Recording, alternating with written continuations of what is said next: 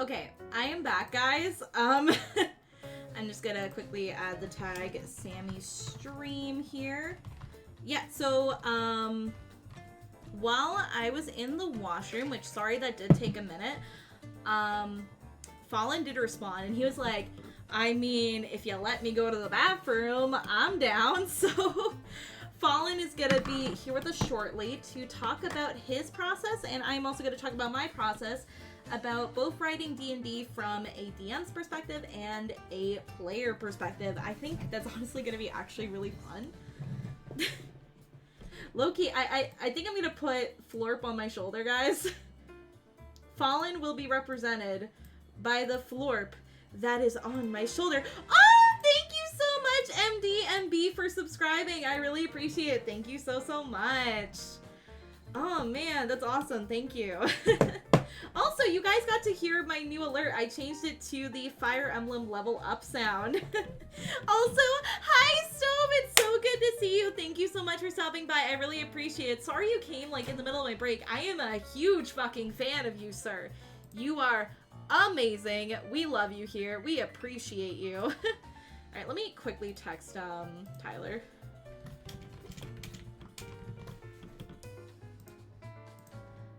But I love how, like, we decided last minute, no, we're not gonna be oathing anymore. We're gonna be talking about motherfucking D&D, because that is what we do here, guys.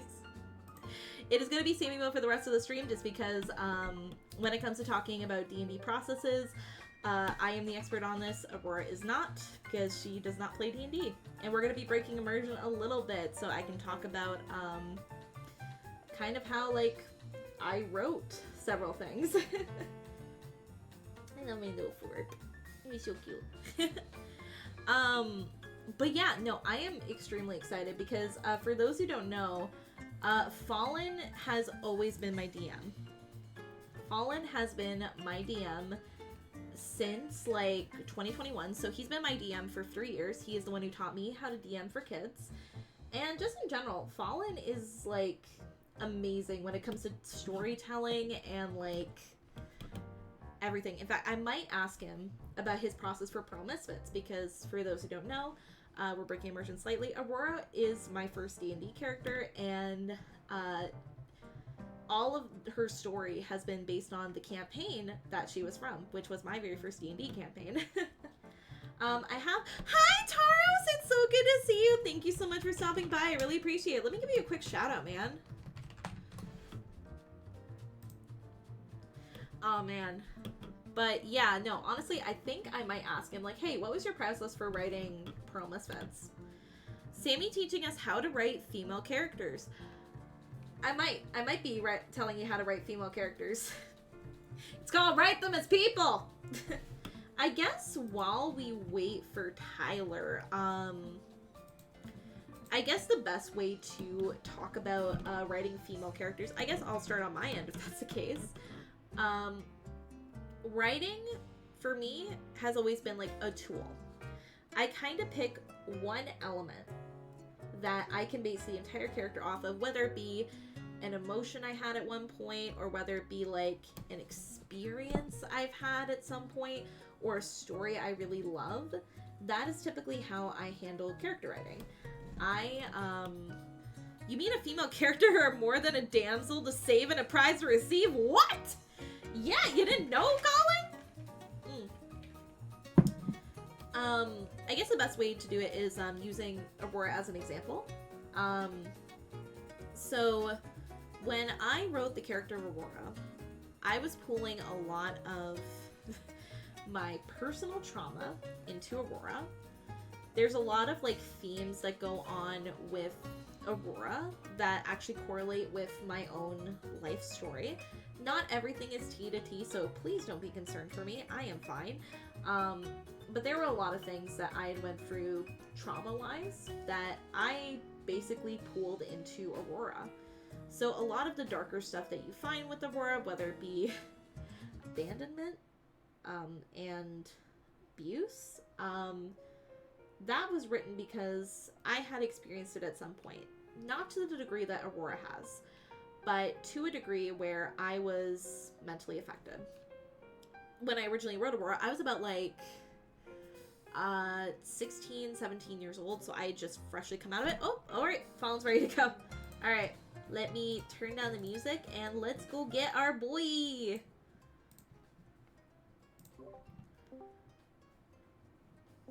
Oh, there we go. Hello, friend. How's it going? It's going pretty good. Let me just turn up your audio real quick. By the way, I hope you know, on stream, you are represented by a florp. That is fine by me. So, guys, this is the florp. His name is Fallen. It's me. Please let me know, guys, if his audio is too loud. I don't want Fallen to just be, like, screaming in your ears this entire time about D&D. Oh, God. My joke comment was poorly timed with the slight delay. Well, Oh, I mean, no. it worked, Taros.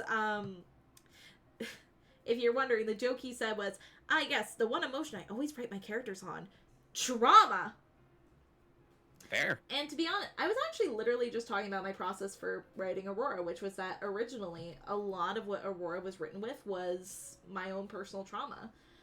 But I will admit, later on, when I rewrote Aurora for my very first D&D experience, which was with this lovely person right here, I rewrote Aurora, and I included a lot of references to fairy tales within her story, and just in general, softening up some of the edges that didn't make much sense to exist in the first place.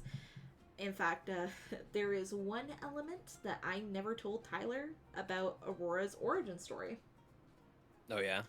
A couple things to note was that originally, it wasn't Aurora's grandparents, it was her biological parents who did what they did to her. And on top of that, she was being forced into work that was very much against her will. So you can imagine what that was supposed to be. Yeah, I can imagine. I have some traumatic ideas, I'm sure. Yeah, but that was when I was 16 and 17 years old, and when I was about 21, ironically enough the same age that Aurora ended up being, I rewrote the story to basically make more sense, especially in regards to her half-elf heritage.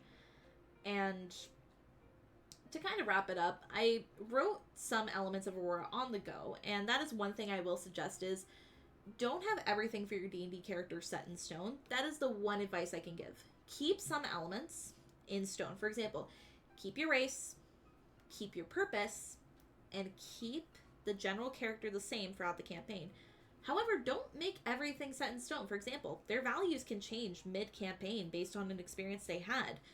Like, for example... For good or bad. For good or bad. For example, did you guys know that Aurora used to hate rogues? She used to despise rogues because rogues was what got rid of Silver Lilies. And then she met Adelina.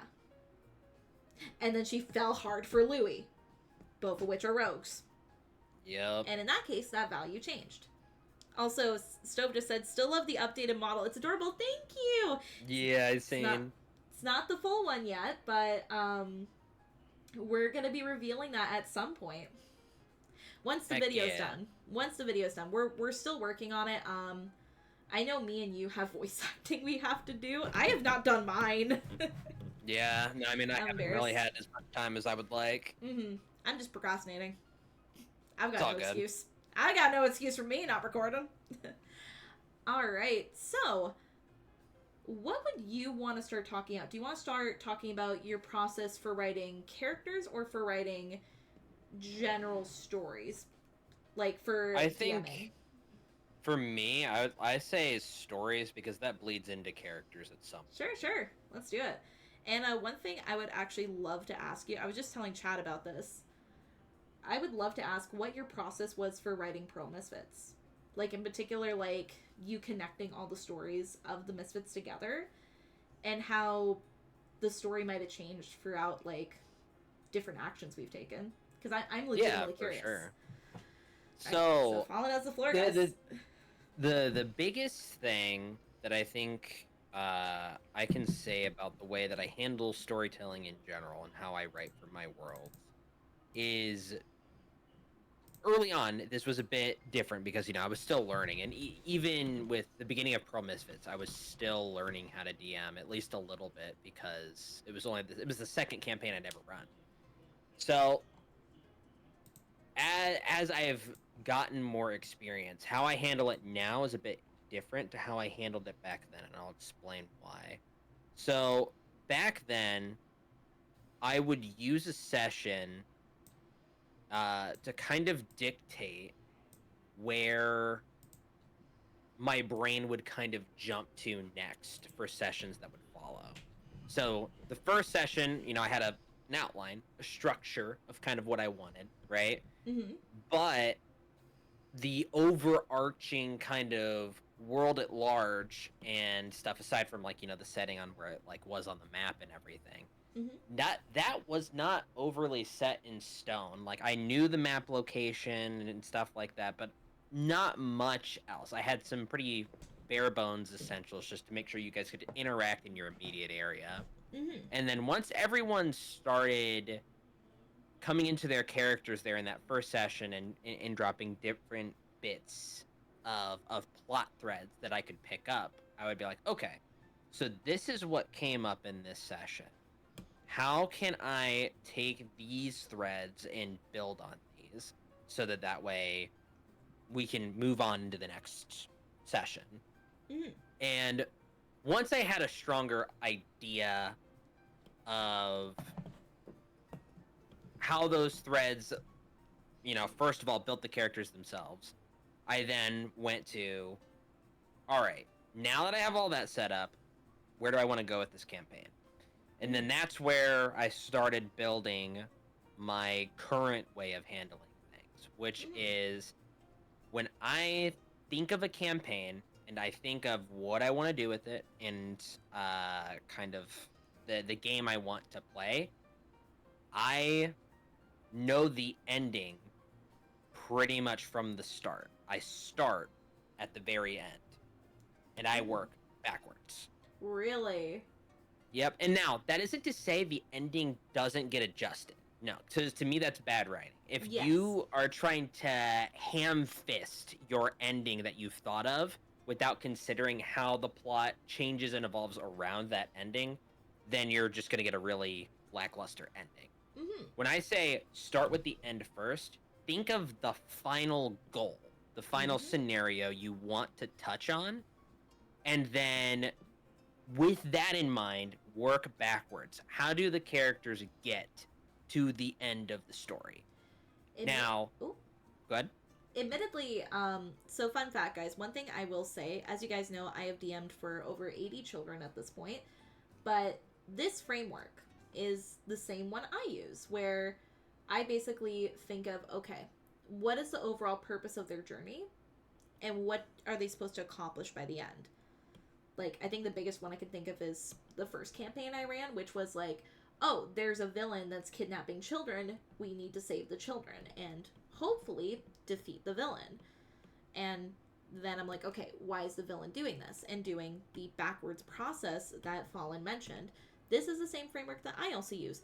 Granted, though, I feel like Fallen's is a little bit more intricate because mine is designed for 40-minute sessions. Yeah, that's the problem with very short sessions it's a blessing and a curse because you don't have to think as much, but also you have much less time to execute on those different plot points. Mm-hmm. So, but for me, when it comes to the way I handle things now is I'll think of events that I think would benefit getting towards that ending, and I think about how I would want to place them in a chronological order. Mm-hmm. And I place them throughout, and then from there, once the outline is done, that's when I let the sessions do the talking. Yeah. So, obviously, I do prep, the cities that you guys are in and stuff like that loosely. I create some generic NPCs that I can utilize and kind of put some life into and everything like that. But, Music. Yep, right. Well, that's a whole other different thing. Mm-hmm. But I do not flesh everything out because if I did that, I would I'm I'm somebody that gets stuck in what is like a perpetual cycle of perfectionism, where if I let myself, I just keep doing something until it's perfect in my head. I'll be right back. Hang on. Okay. You see why I like to ask him about DMing stuff, because he is a expert on this. Like, okay.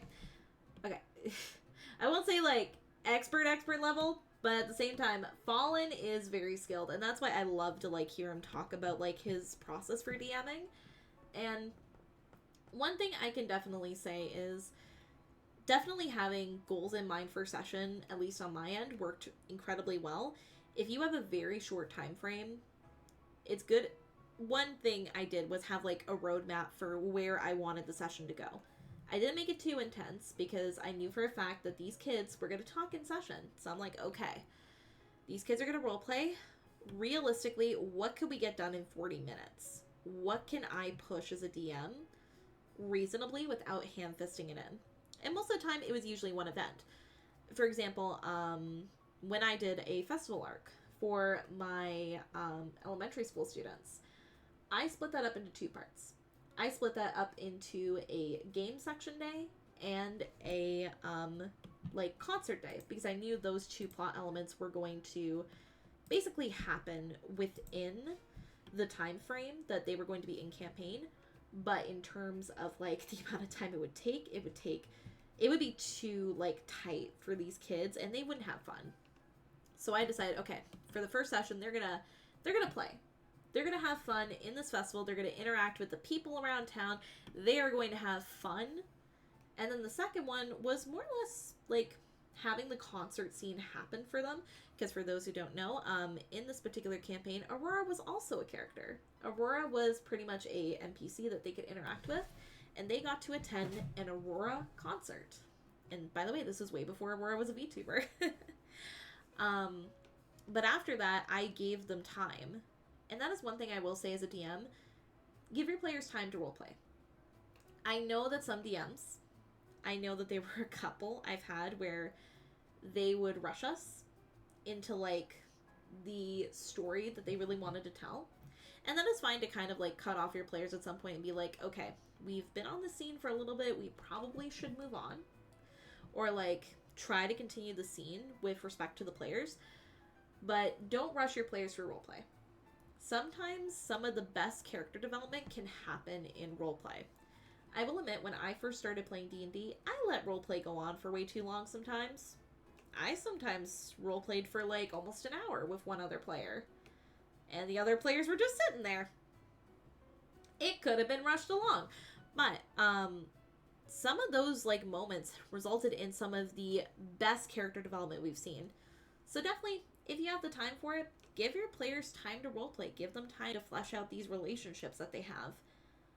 I think one of the, if I'm honest, most iconic scenes from Pearl Misfits that I can easily say while Fallen is gone, before we talk more about the process of running D&D. One of the most iconic scenes that we had was shortly after the very big boss fight. Think of like a season finale level boss fight where Aurora and Louis talked. And this was the first time where they talked like a regular couple. Not a couple that was about to get married in legal paperwork. Actually establishing what their relationship was. What were they expecting? And also, how did they legitimately feel about each other? And in that moment, we realized that, yeah, they are boyfriend and girlfriend at this point. They are not husband and wife. They are going to take their relationship slow. They are going to actually feel their relationship out. Aurora feels comfortable showing, like, the scars on her arms or the scars on her legs to Louis. And also, admittedly, how far they were willing to go. And that was one point of contention between these two characters. Aurora was okay to go all the way. Louis was not. And this was something that was vocalized in those moments. And that at the end of the day, that's something like I really loved about that session, where you really got to hear like how these characters felt. And it's pretty fun, if I'm 100% honest. It is really fun to watch your watch your players just role play. It does my heart good. I will admit, as like a child's DM, I really had to push it. I had to push it sometimes, like for these kids to role play with each other. But when they got it, they got it. I think there was okay, there was one fun moment. This was after the festival where we had two friends who were playing that actually had a falling out in real life. But the problem was in D&D, their characters were married. So they were like, okay, well, how are we going to handle this? Because we both want to play D&D. They're like, you know what? Our characters got a divorce. They're going through a divorce arc now. And I respected that. I was like, you know what? Okay, your characters are going through a divorce. How are you going to handle that? And at one point when they were doing night watches for their camp, you know, the wife character is talking to one of their, like, basically like their fellow watcher, and she's like, oh, you know, it's kind of rough because I'm getting a divorce. And then the other character was just like, I'm sorry I fell out of love. And the girl was like, not my problem. And then the other character was like, I'm gay. I'm sorry. And just the way the roleplay played out, it was fan-frickin-tastic. They did a great job of, like, putting their differences aside, but also using, like, realistic anger in that situation to make it kind of funny. All the players loved this. They were like, ayo, this makes sense for the characters, let's go. I'm trying to think what else I can say before Tyler comes back. But it was a fun session. I guess if we're, what else can I talk about? Oh, yeah. In relation to Pearl Misfits, when I was developing Aurora, at least the new version of Aurora, one thing I did a lot was, because at the time, I had just gotten a Disney Plus subscription, I decided that I was actually going to watch a lot of old Disney movies. So this would be stuff like Sleeping Beauty, Cinderella, Little Mermaid, all of those classic, like, Disney princess movies, and try to see if I could retain any of those elements within Aurora's story. And some of them retained. Like, for example, like, in one of Aurora's, like, alternate costumes she can summon for herself, she gets glass slippers. And the nickname Princess came up a lot. And just in general, like, the values that come with, like, a lot of Disney princess movies came up a lot in Aurora's story. And it was nice. If I'm honest, it was fun to, like, kind of make those threads.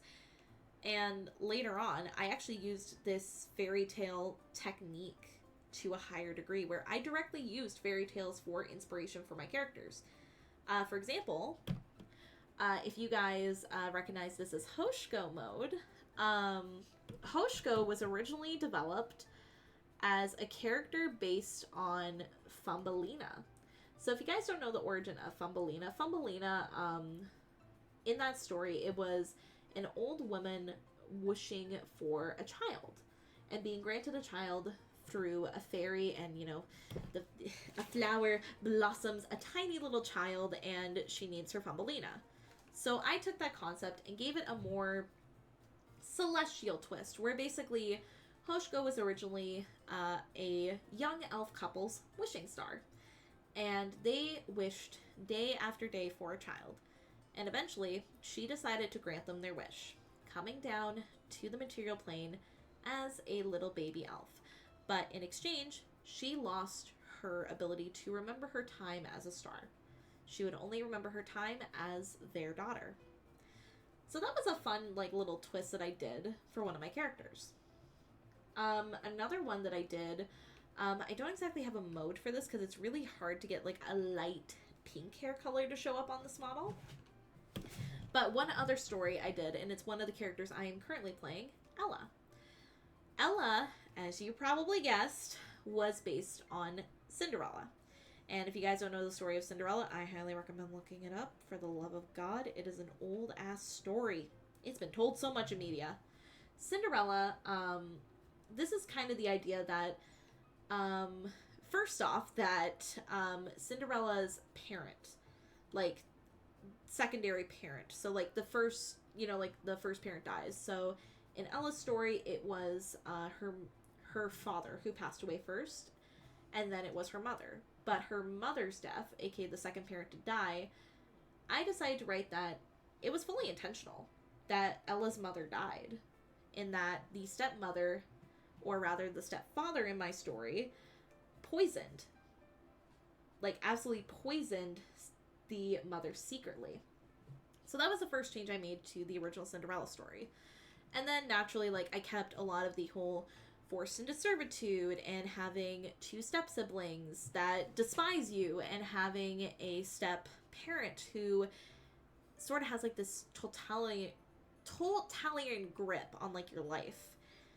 And also, going to, like, a place of relief, like a willow tree, to kind of pray and think about the deceased parent that you were so close to. But the main difference came in how Ella's story started. So if you guys remember, in the original Cinderella, the fairy godmother shows up to give Cinderella a dress and a carriage to go to the ball. In Ella's story, Ella, left behind, as always, because they weren't going to take her to the grand ball that was happening. And she went to go pray under her mother's willow tree. And in that moment, her god showed up. Her god is Saloon. And her god gave her a chance to escape and to start her life anew as a cleric. And then after that, she ran away from home and started her new life. Where it's going to go, nobody knows. But she is out of the life of servitude. That was one of my favorite stories to write, just because I love the idea of just saying, "Ha! You fought!" It was like this, and it wasn't.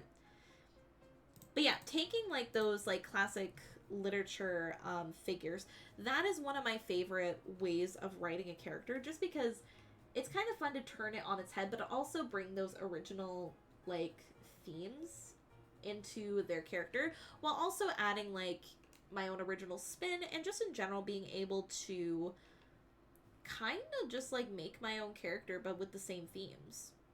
It's kind of fun, honestly. I think the one I'm playing this Sunday is actually based on the Stephen King horror story of Carrie. I love this character. I've played it once for, like, one of Doru's one-shots, but I never got the chance to play her again, so I'm using her again. But she's one of my favorites. With Carrie in particular, or rather, Kara is her name. Kara went through a lot of the same things that Carrie did, in particular being accused of being a carrier of the devil, being, eventually finding out that she has telekinetic powers at a certain age, and also being raised in a really overly religious household, to the point where if she does anything wrong, even talking back to her parent, she is shoved in a tight closet and forced to pray, which, by the way, also gives her the phobia of claustrophobia.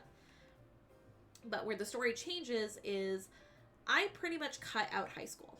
I cut out high school for Kara. And instead, it's more like you get the backstory of her, like, learning how to use her telekinetic powers, and then we just skip right to the end of Carrie, where she has this big fight with her mom. Kara has a big fight with her mom. And all of a sudden, because of Kara's emotions, she accidentally casts a spell that rains stones onto their house. And while Kara got out alive, her mother died. And she ran away, hoping to forget all of that. And one thing I also added to the design, like, this was when I was actually designing a D&D character of Kara. I was like, okay, what can I add that's related to the story of Carrie? Well, fire. Absolutely fire. Telekinetics, magic missile, so that way we have the Rain of Stones. Just adding, like, all of those elements has been super fun for me. But yeah, that is mostly my process, kind of taking one theme or one inspiration and just running Okay, buck sorry wild about with, that. holy shit, you scared me. I was talking about Stephen King's Carrie, but you scared me even more. I was actually talking about the inspiration behind the character I'm playing this Sunday, which is Kara. And how a lot of the inspiration for a lot of my D&D characters actually come from literature or popular fairy tales. Gotcha. The only one I think really didn't, there's a few that really didn't, but one of them in particular that didn't really take the whole fairy tale inspiration aspect was Aurora. But if I'm honest, Aurora's inspiration was trauma, and guess what? More trauma. Pretty much, yeah. But getting back to what you were saying, Fallen. Yeah, I don't even know what I was saying last. That was a whole thing. I had to figure out, like, time zones for, like, 4 different places and figure out what the right time was, and it took a minute. Fuck, are you serious? So, yeah, basically, my brother is on a trip to the Philippines, and my mom was trying to figure out when in the world he's supposed to land, because the time zones were not adding up, and it took us forever to finally figure out what time he actually is going to land. You know what I just realized? You know who's also going to the Philippines?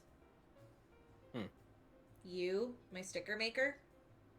Oh, okay. Gotcha. So, if you have contact with your brother, tell your brother, hey, if you see, like, a water bottle with this character, please know that is my friend's sticker maker. If I can get a hold of him. He's going to be in the air for another 8 hours, I think. Yeah, of course. But yeah, what in the world was I saying before I left? We were talking about, just generally speaking, like, how you often work, like, your current framework for making D&D campaign stories is starting from what you want the ending to be, and then working backwards. So, okay, I think I remember kind of where I was. The idea is essentially, once I've worked backwards enough to where I'm close to where the characters are going to start their journey, obviously I flesh out some bits around that starting point, and then I use the first couple of sessions to pretty much begin tying the characters into the events of the story and seeing what their decisions do to impact how and where those other events might happen in the timeline. Oh shit! Hello, Jill. Hello, Welcome, Jill. Thank you so much for the raid. I really appreciate it. Yes, bring the B-Man raid. We are currently talking about the process for making D&D stories with Fallen, who is my very first and current DM, if I'm 100% honest. He is amazing. But in reality, he's kind of giving his perspective from a DM side of things, and then I'm giving mostly my perspective from a player side of things, but also as what I call a child's DM, because I've DM'd over 80 children at this point. I'm a proud D&D mom. What can I say? But yeah, essentially, the obviously your biggest hurdle is in going from a very new DM and like jumping into it for like the first time. One of the things that you really have to adapt to is being able to take what the players do in your sessions and allow that to shape your narrative.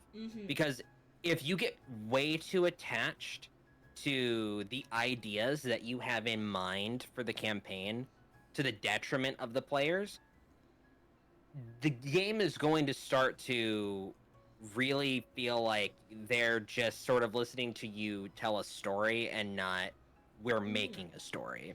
Yeah, it's like, it feels like the characters don't have an impact on the world that they're in. It's more like they're kind of put on a cart and they're just kind of along for the ride rather than them controlling the cart. Yep.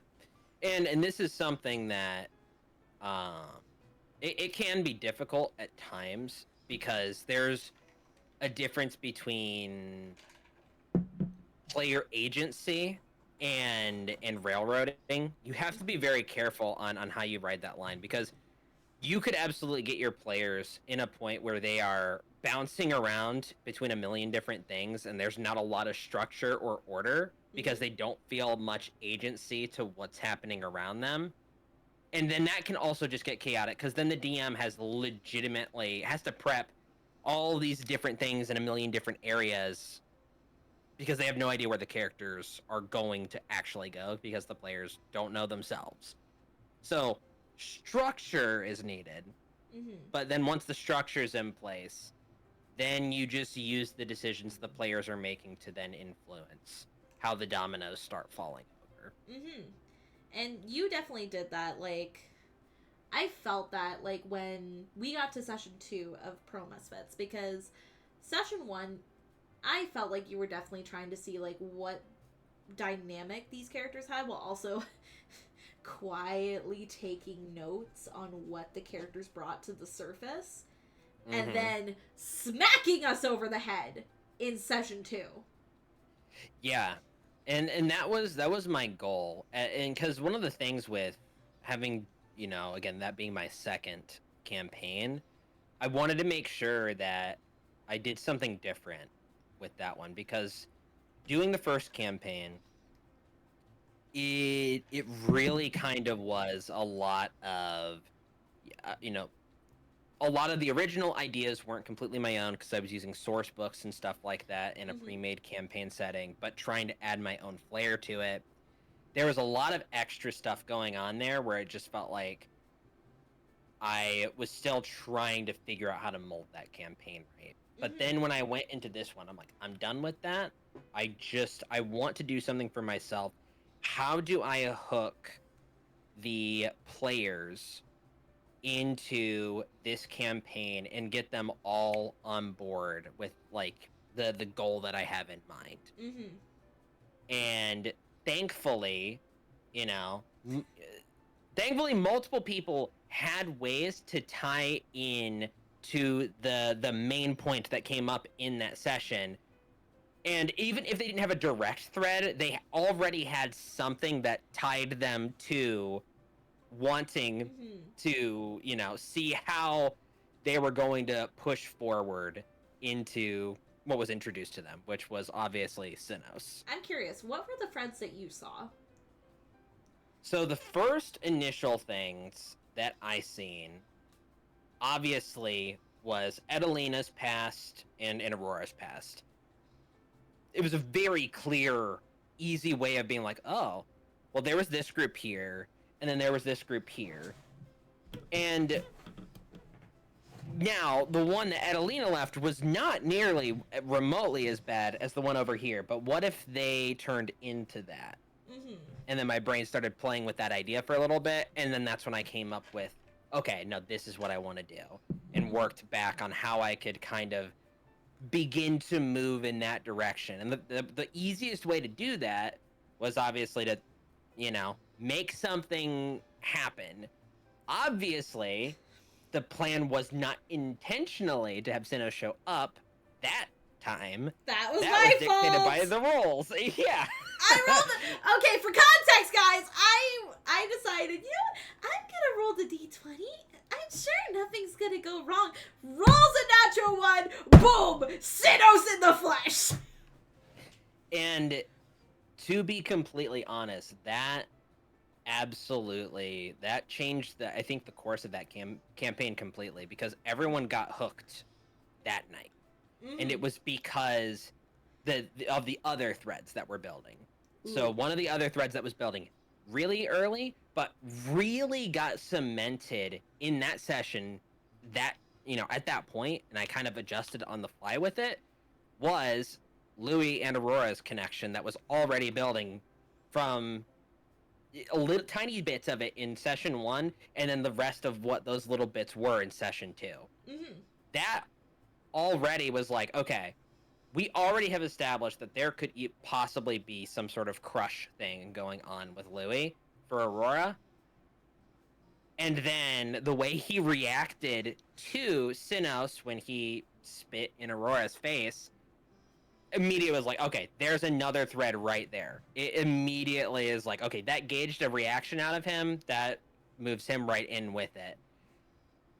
With Cordy already was kind of taking sort of a slightly motherly role-ish to Aurora. Again, it was very, very brief. There was not much there in session 1. There was definitely really wasn't a ton there. Maternal connection, absolutely, between Cordy Yeah. and Aurora. Especially since, like, Cordy was one of the first people to, like, be there when Aurora had a nightmare. She was one of the first people to witness that.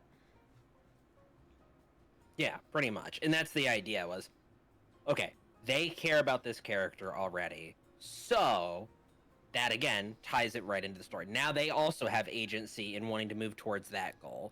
The only one that really made, like, that was really a head-scratcher was Blaisky/Thrax. Yeah. And that was just because, and this is just the nature of things, it happens, is because Brendan at that time just didn't really know what Blaisky even was. Had not a single idea as to what was going on there. And that really didn't become evident until, some sessions later after that. Mm-hmm. He was kind of there for the ride, and admittedly, he had plot significance to be there in terms of, like, paying out his bail. So at that point, it's like, ooh, okay, I guess we're here for the long haul if the group I'm currently with is being threatened. Well, it wasn't even more so that it was the idea that, like, he wasn't responsible enough, like, he needed a babysitter. So they were kind of dragging him along in the beginning of it. Oh, which, yeah. And the thing is, you have to know your players, right? Mm-hmm. If Brendan wasn't the kind of person that would have accepted that probably wouldn't have worked out as much. But Yeah. Brendan was absolutely in for the chaos and was fully fine with this man-child being dragged along. Like, he's like, no, this is perfect. This is exactly what I wanted. So that's another good DMing thing to keep in mind, is knowing your players. Mm-hmm. If you're just having met your players for the first time, it's not as easy to do. But this is why I always like to kind of get a gauge for how my players are by having them write just a little bit about what their characters, are, who they are, what they do, their background, to kind of see what they're expecting for this character, essentially. Mm-hmm. And if you can learn to understand, excuse me, learn to understand your players and learn to understand what gets them motivated, then you can take more risks like that. I mean, there's any number, you can point to any number of sessions that I've kind of done where I've taken some risk in some form or fashion. Yeah. You absolutely did. Go ahead.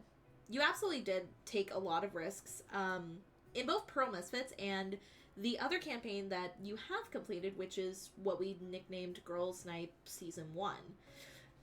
I won't say the full intensity of the scene that was in Girls' Night Season 1.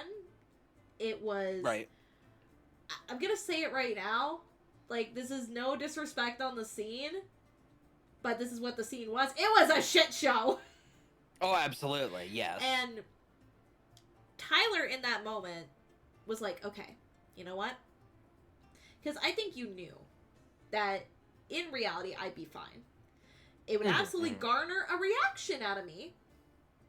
But in that moment, you knew that what you decided for that scene to play out, which, for the record, guys, it wasn't anything that I was not consenting to.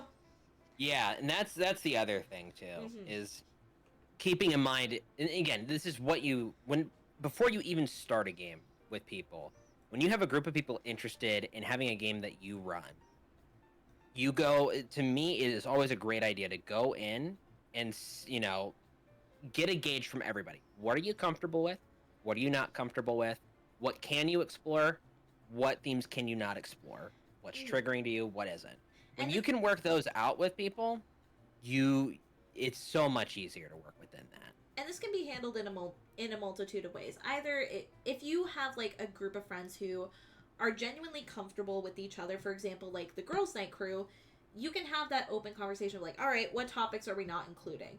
But if it's a group of people where they have not met before, I can come up with two solutions. One is an online solution, and the other is an IRL one. I'm going to go into the IRL one especially because it's one of my favorite things to do with my students. One game I always play with my students is called Trigger Box. Trigger Box is basically where the kids each get a piece of paper, or rather the players, I should say, but I run this for kids. All the players get a piece of paper that they will write down their triggers. So what I say to them is, what is something that I could bring up that would make you uncomfortable as all hell? Like, if I mention this, would you be so uncomfortable that you would not want to play D&D ever again? Or, even worse, would it be something that would make you run out of the room? Or, in an online context, would it be something that would make you leave the call? Or have, like, an anxiety reaction? Any of those would be written down on the piece of paper. And then I have all the players crumple up the paper. And then I play the Monsters, Inc. song where it's like the theme like and I play that while they are tossing the crumpled balls of paper at me holding a bag. This is to represent that they are throwing their triggers out the door. They are throwing it out. They are never going to be in session. If you bring them... Right. And that's the main thing you got to remember as a DM. If your player comes to you with a trigger that would make them so uncomfortable that they'd never want to play D&D again, don't fucking use it. And there are a lot of common ones that, like, a lot of players don't like. And you have to keep that in mind. Even if, like, it impacts your perfect vision for a story, well, adjust it, because otherwise your player is not going to want to play. Or have a conversation like, hey, how intense is this fear? Like, what are the specifics of this fear? If you really have to. But for the most part, try to avoid these when you can. For example, most of my players, the main fear that they had was arachnophobia. A lot of my players, especially in the high school division, absolutely had arachnophobia. So that meant I wasn't going to use spiders. Granted, though, I also have an arachnophobia. I was about to say, like, that's something that we went through in our own games of, like, I don't know that I can do, like, some things spider adjacent, maybe, but spiders, like, straight on, Yeah, just like, I was like, fuck the spiders, man. Not literally, guys, but well, some people. Look, I don't... Spider people, maybe, like, for some people, but actual spiders, I don't know, man, that's a little much. But point being, knowing what your player's triggers are is extremely important. And another example, and I think you could back me up on this, Tyler, in terms of, like, a online option, is to have one-on-one calls with your DM. This is a little bit more private, where if you feel like your players may feel uncomfortable talking about their fears in front of the group, in fear of being judged, which, for the record, if you're in a group that judges you for being afraid of something, then why are you there? Right. But if you feel like this group is so new that they might feel uncomfortable, then offer to have, like, either a text conversation or, better yet, a call, where you as a DM talk to the player and are like, hey, so this is the campaign coming up. I would like to know your triggers, so that way I do not affect you during campaign. I want you to be safe. And that is a conversation you can ultimately have.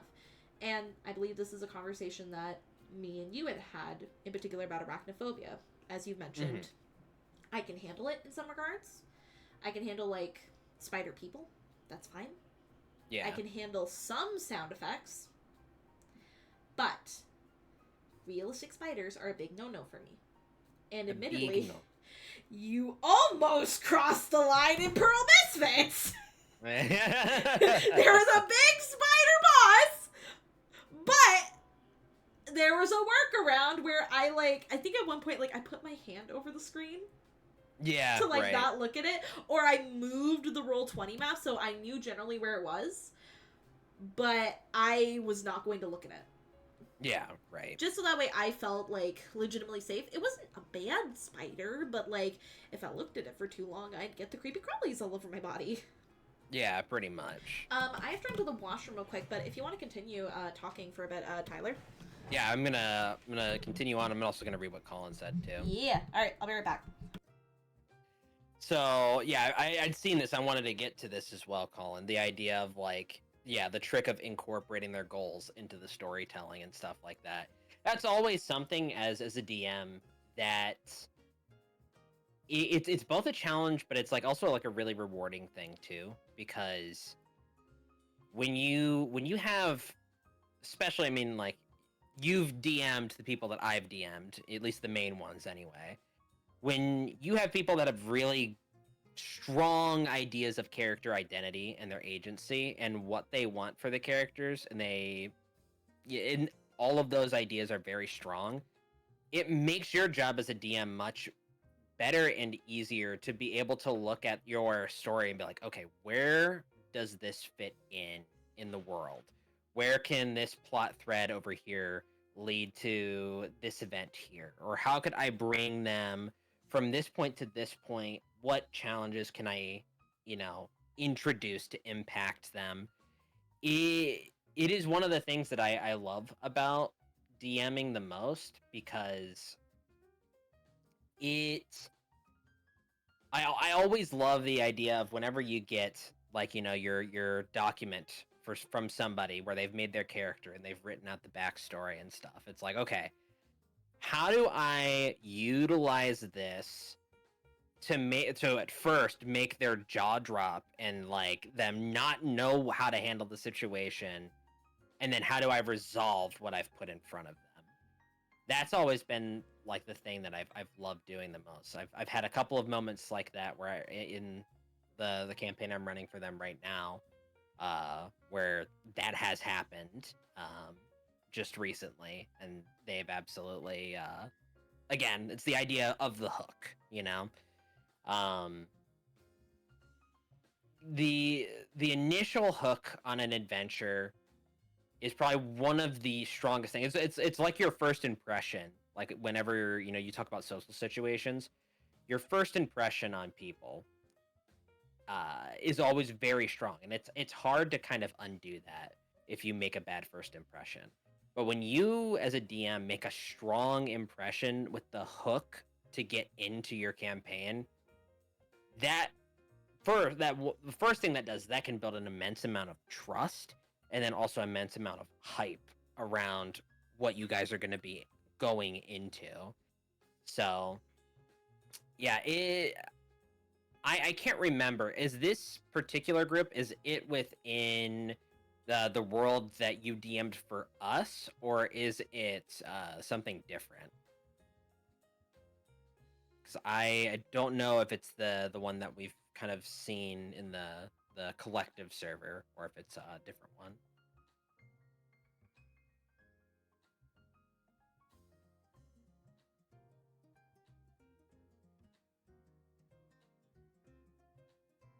We'll also see if Sammy left my audio on so that everybody can hear me.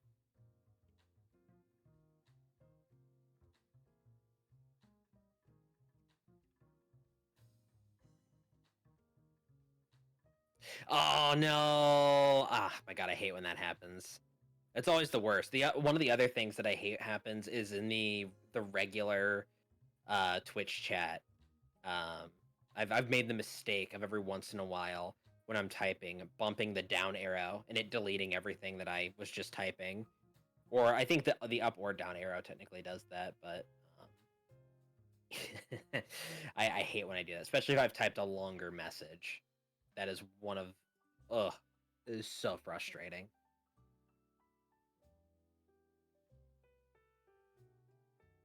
But while I'm waiting for the response there, yeah, once I have, hello? Hello, I'm back. There you are. Yeah. I'm back. Oh, my ankle just snapped. Oh, that sounds a lot more violent than what you probably meant it to be. We're okay though. Everything's fine. Everything's fine. But yeah, I responded to Colin's longer message there. Mm. He was in the midst of typing something to respond to that, and then Twitch died, so he's got to Oh, retype it now. fuck, that sucks. It's one of the worst things. Did Sammy get food? No, I was in the bathroom. I'm about to say, if you got food from the bathroom, I want to know why there's like snacks in there. How long do you intend to be in there most of the time? Exactly. But no, I'm okay. I'm okay. I also filled up my water because. Oh yeah, that's a good idea. But you're just waiting for Colin to respond? Yeah. I was about to jump into other, DM stuff while I waited for that response. But essentially, actually, perfect. Well, there it perfect is. Timing. Yep.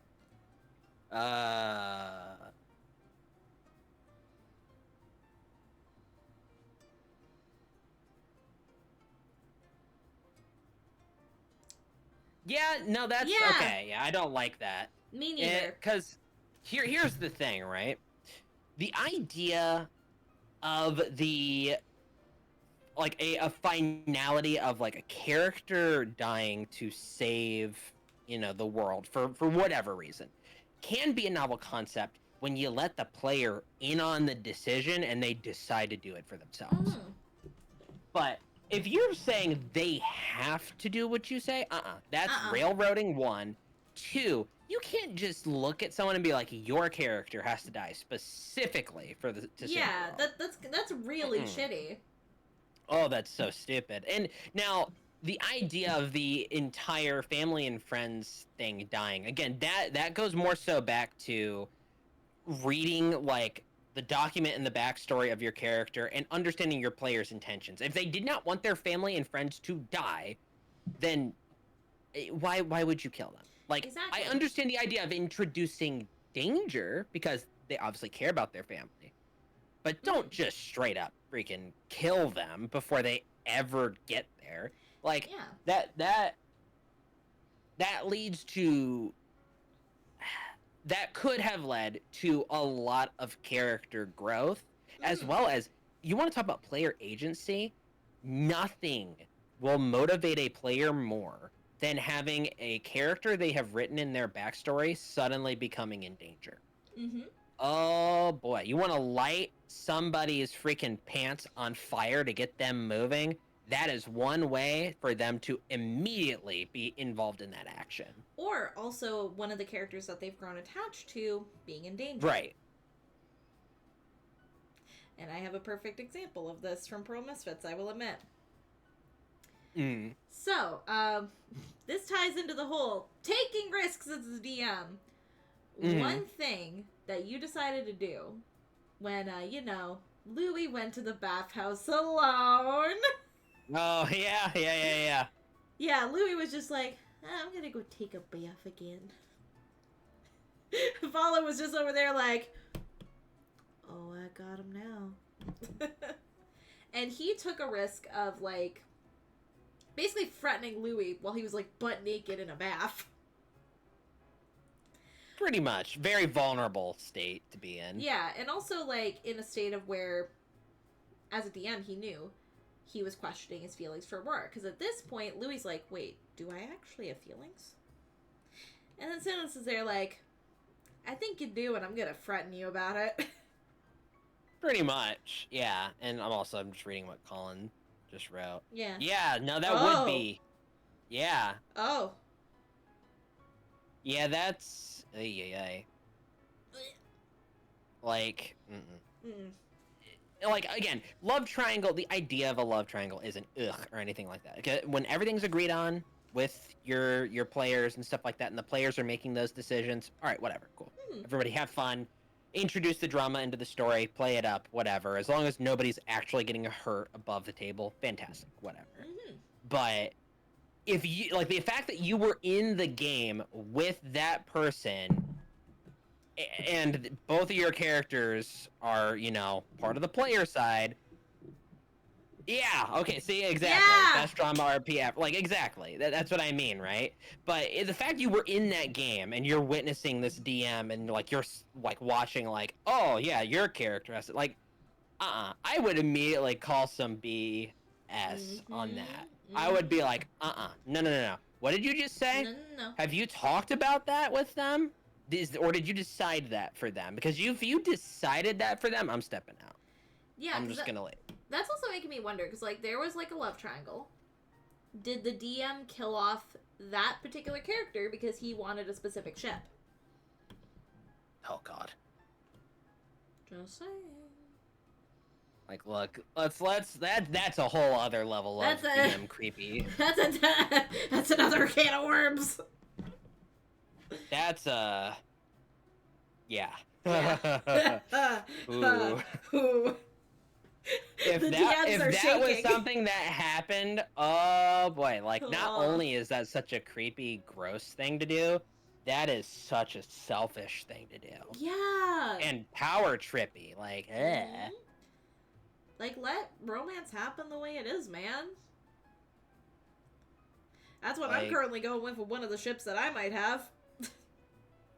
Yeah, I know exactly what one you're talking about when you say it like that. Well, yeah, it's because I legitimately don't know what that ship is gonna work out. I don't know if Artaneus is into Ella. And I know right now Ella isn't, but she at least sees him as, like, an ally. Right. But I don't know if he into that human. Reading what Colin said. There was a lot of stuff going on. 6 or 7 other games that were connected. Okay. So aside from that part of it, okay, at least that was, it was executed mostly well aside from that. It's just like, it's like discussions. Yeah. You know, the idea of talking with each other. Like that, those hurt feelings could easily be avoided if that's a conversation. Like, I have this idea. Is this something you're interested in? If not, I can move away from that, and it doesn't have to be that way. I'll work out some other situation or solution to that. It's a very easy thing to avoid. But again, when you're bringing that many games in for, like, an Avengers-style moment thing, like, it does get a bit more muddy when you're trying to do something like that. One thing I will say, I just remembered that I wanted to bring this up as an example of, like, the fate of a family member. Mm-hmm. This was actually a conversation that was executed very well between me and Fallen in terms of Pro Misfits.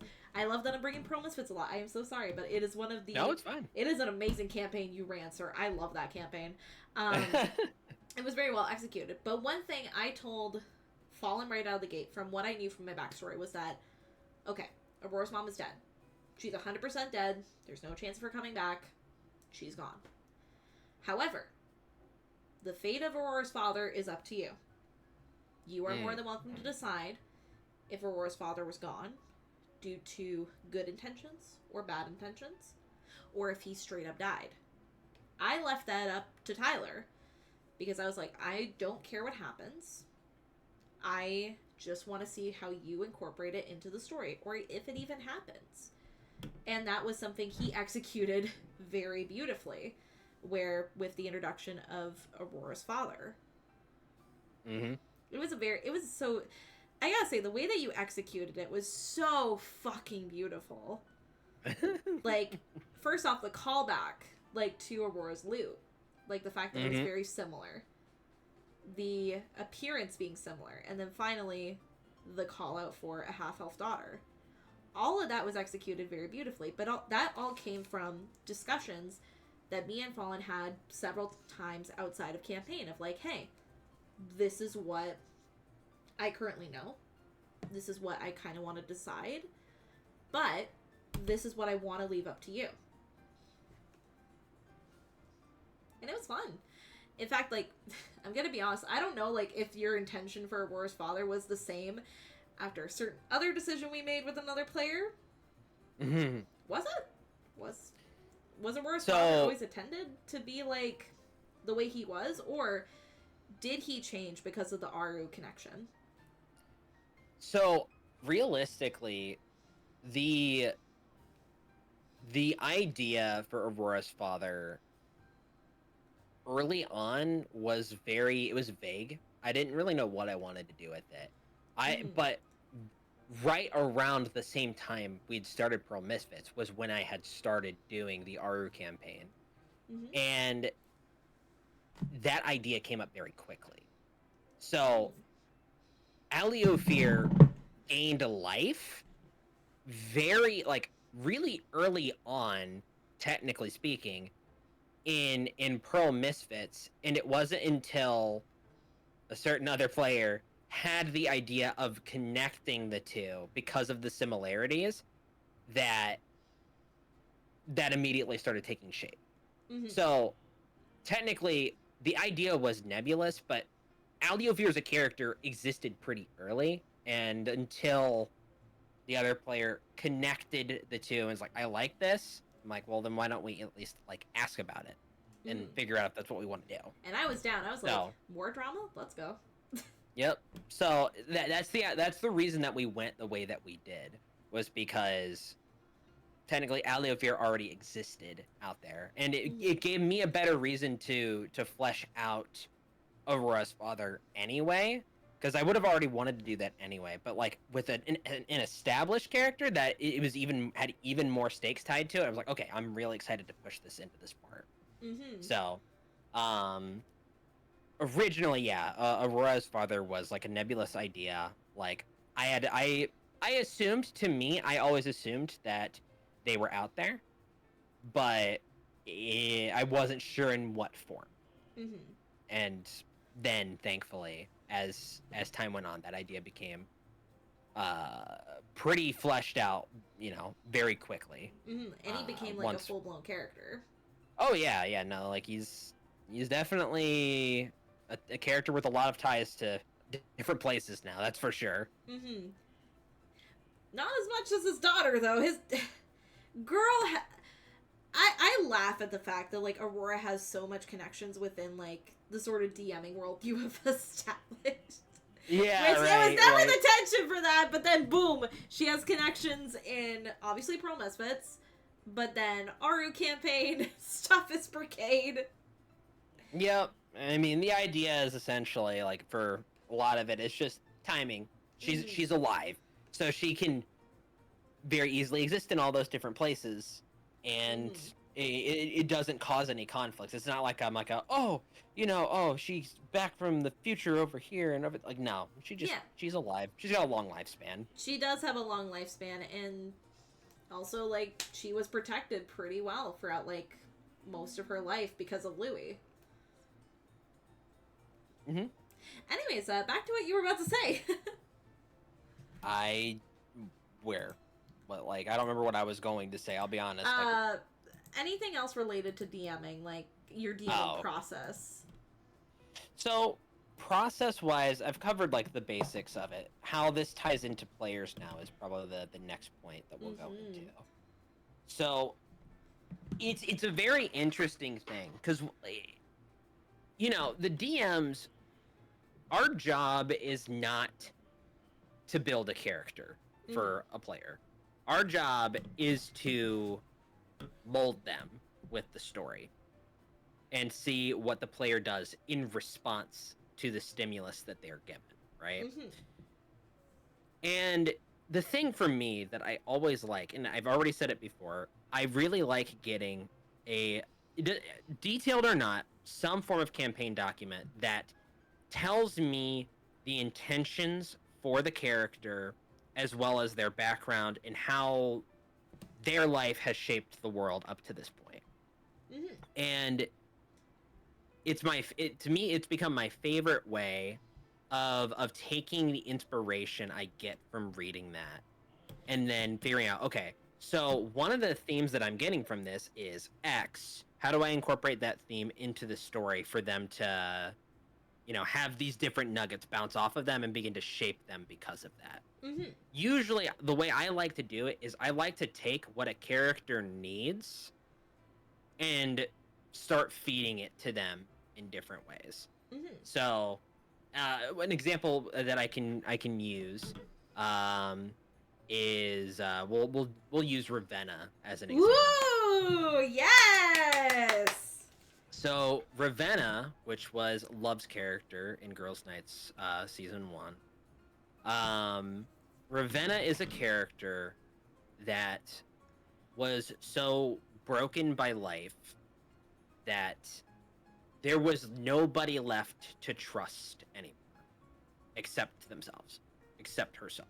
That was the only person left that she felt she could trust. And I got the campaign document, the background from Love, and I read it, and I'm like, wow, that's dark. All right. And after kind of reading through that, you know, immediately, one of the things that you could immediately tell right off the bat that she needed was she very, very, very much needed people she could trust again. Mm-hmm. And then along with that, I already knew Ruby's story because Hikari had already written that out well before she ever used that character. Hikari stockpiles characters, guys. Oh, it's a problem. It's a big problem. But it's a good problem, at least. It's a good problem, but at the same time, us as DMs are like, girl, fucking use your characters. They're right there. Well, she would absolutely use them. It's not even remotely about that. It's about there's only so many games you can get into with the amount of time that you have in life. This is true. Okay, I'll give you that. But I knew Rui's story already. And Rui, it was the same thing. She was already kind of healed, in a sense, from her trauma, most of it. But she needed people that she could trust in her life that would help mend what was going on. Mm-hmm. And that became the theme that I ran with for the game, which was healing. Mm-hmm. What can happen to these characters to heal them? What leads them to get to the point where they can look at the past and not be scared of it anymore? Mm-hmm. And so with Ravenna specifically, like once we did the one shot and the kind of what was originally intentioned to be a throwaway battle for fun, but then incorporating that into proper canon, once that was established, it was like, okay, now I want to move these characters and I want to move Ravenna into this arc of healing. What's the best way to do that? And it pretty much was, okay, we're going to put her in these life or death situations that encompass a lot more than just herself and give her a reason to, one, trust these characters, but against her better judgment, care for them. Mm-hmm. And we immediately got that with that, again, that throwaway kind of battle, but we also really got that in the first session for like what was going to be just a one shot. Mm-hmm. Which was, if I can't remember which one it was. It might have been Ravenna or it might have been Hoshko. I don't remember. But there was a point where things were not going well in the chase scene out of the labyrinth with the Minotaur, and Rui had to pick someone up and run with It was me! Yeah. It was me! I'm pretty sure it was me! Because I fell. I'm fairly certain it was, too. And Ravenna, as a character, is put in this situation where it is literally, like, this beast that is, like, almost twice her height is going to absolutely cut her to pieces if she cannot get out of the labyrinth. But also, if she were going to face this on her own, this would have been well beyond her pay grade. Mm-hmm. Well beyond it. And one thing that she's seen is she's seen Rui's selflessness in this moment of, well, Hoshko, or in Ravenna's eyes, this girl I just met, just tripped, she's getting tripped, she's dead. I gotta keep going. She sees Rui with her athletics, it's like, ain't nobody getting left behind in this labyrinth. Picks Hoshko up and like faster than anybody else. You have to think, and I'm sure that Love did as well, you would have to think what that does to a character that doesn't really know what compassion is from another person. Mm-hmm. To see somebody risk their life to stop, pick somebody up, and continue to keep running to make sure that that other person stays safe. Mm-hmm. That was Ravenna's like first introduction to proper human kindness in a very long time. Mm-hmm. And then you get to the fight that happened and the events of what took place there. Now Ravenna had an even like a reason to like feel a lot of sympathy and empathy for both of the other two. Mm-hmm. We actually seen a moment for Ravenna, which was her call to arms, which was she was about to watch something terrible happen and knows I am not a strong person, but I wouldn't be able to live with myself if I let this happen. Mm-hmm. And what stemmed from that was a call to action that realistically should have never worked, but the dice rolled in favor of that, and it was such an important moment for her character because it was like split-second decision. I'm not even thinking anymore. This is what I'm doing. And it was as a character, it was a very eye-opening moment for her of like, I don't even know why my body did what it did. I didn't know I cared that much. Mm. But I was not going to let that happen. Wait, are we talking about that? The Sinnoh's tackle? Yes. Yeah! I loved that thing! I was thinking like, oh wait, are we in the first fight with Labyrinth? I'm like, wait. Moving body on... That's when she tackled him! Yes. And that was amazing! It was. And the thing that's so good about that moment is, again, you think about that. This is a character that's literally been through some of the worst stuff you've ever imagined in your life. Stuff we can't say because of Twitch TOS. And she's about to watch something like that happen again in front of her. And she isn't afraid of it. She's afraid of this person, don't get me wrong. Mm-hmm. But she's more terrified about what's about to happen to Rui. And it pushed her into reacting and taking an action in that moment that she never thought she would ever do, which was put her neck out there for somebody else. She thought she was done with that. So this is what I mean by putting things that people need in front of them. While in that moment it comes off as traumatic, and it is, it was something that Ravenna absolutely needed, was a call to action. Mm-hmm. She needed something to signal in the back of her head that, one, she did still care about people. It's okay to trust others. But two, it was, you won't be able to live with yourself if you let this happen. So are you? And it's what jump-started Ravenna as a character beginning to think about stuff from a non-selfish perspective. Mm-hmm.